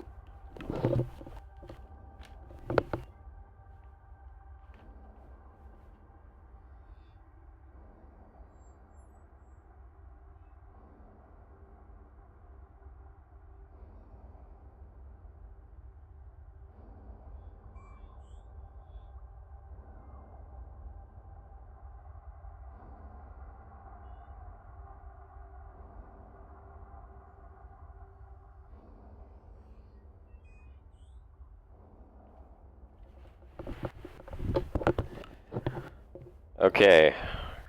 Commander Shannon Day is coming up. So here's what you gotta do, hon. See that random number generator right there? This is just to confirm that this is legit and we're not favorizing anyone. I have 22 names on the side right there. You see them all? We're just gonna go in order like 1, 2, 3, 4, right down to 22. And this is gonna draw a random number from 1 to 22. So whatever number it goes on, we take the name. So you wanna click on generate.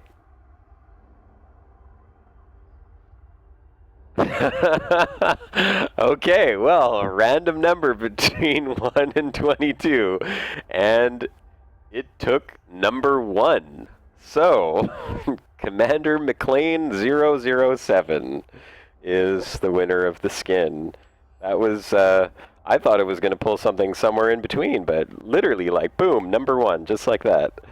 I tested it. I even did it 2 or 3 times. It did give random numbers, so McLean07? Which winner is that? Who is McLean07? Is he in the chat?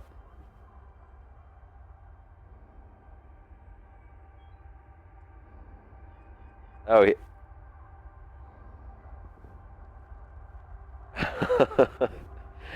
Against all fate. No, you're a little bit too late. You're not McLean07, are you? Against all fate?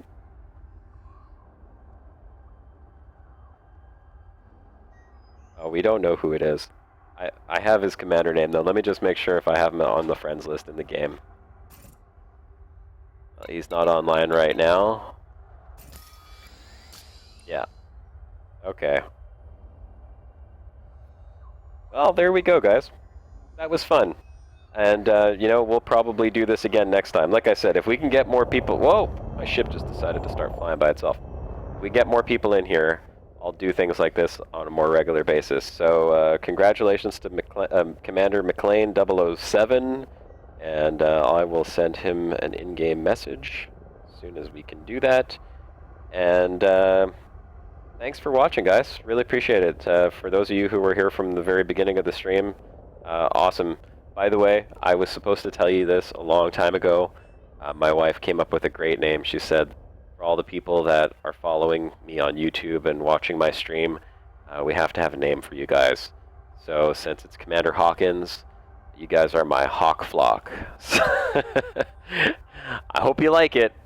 She put a lot of thought and effort into that. So, alright, hawk flock.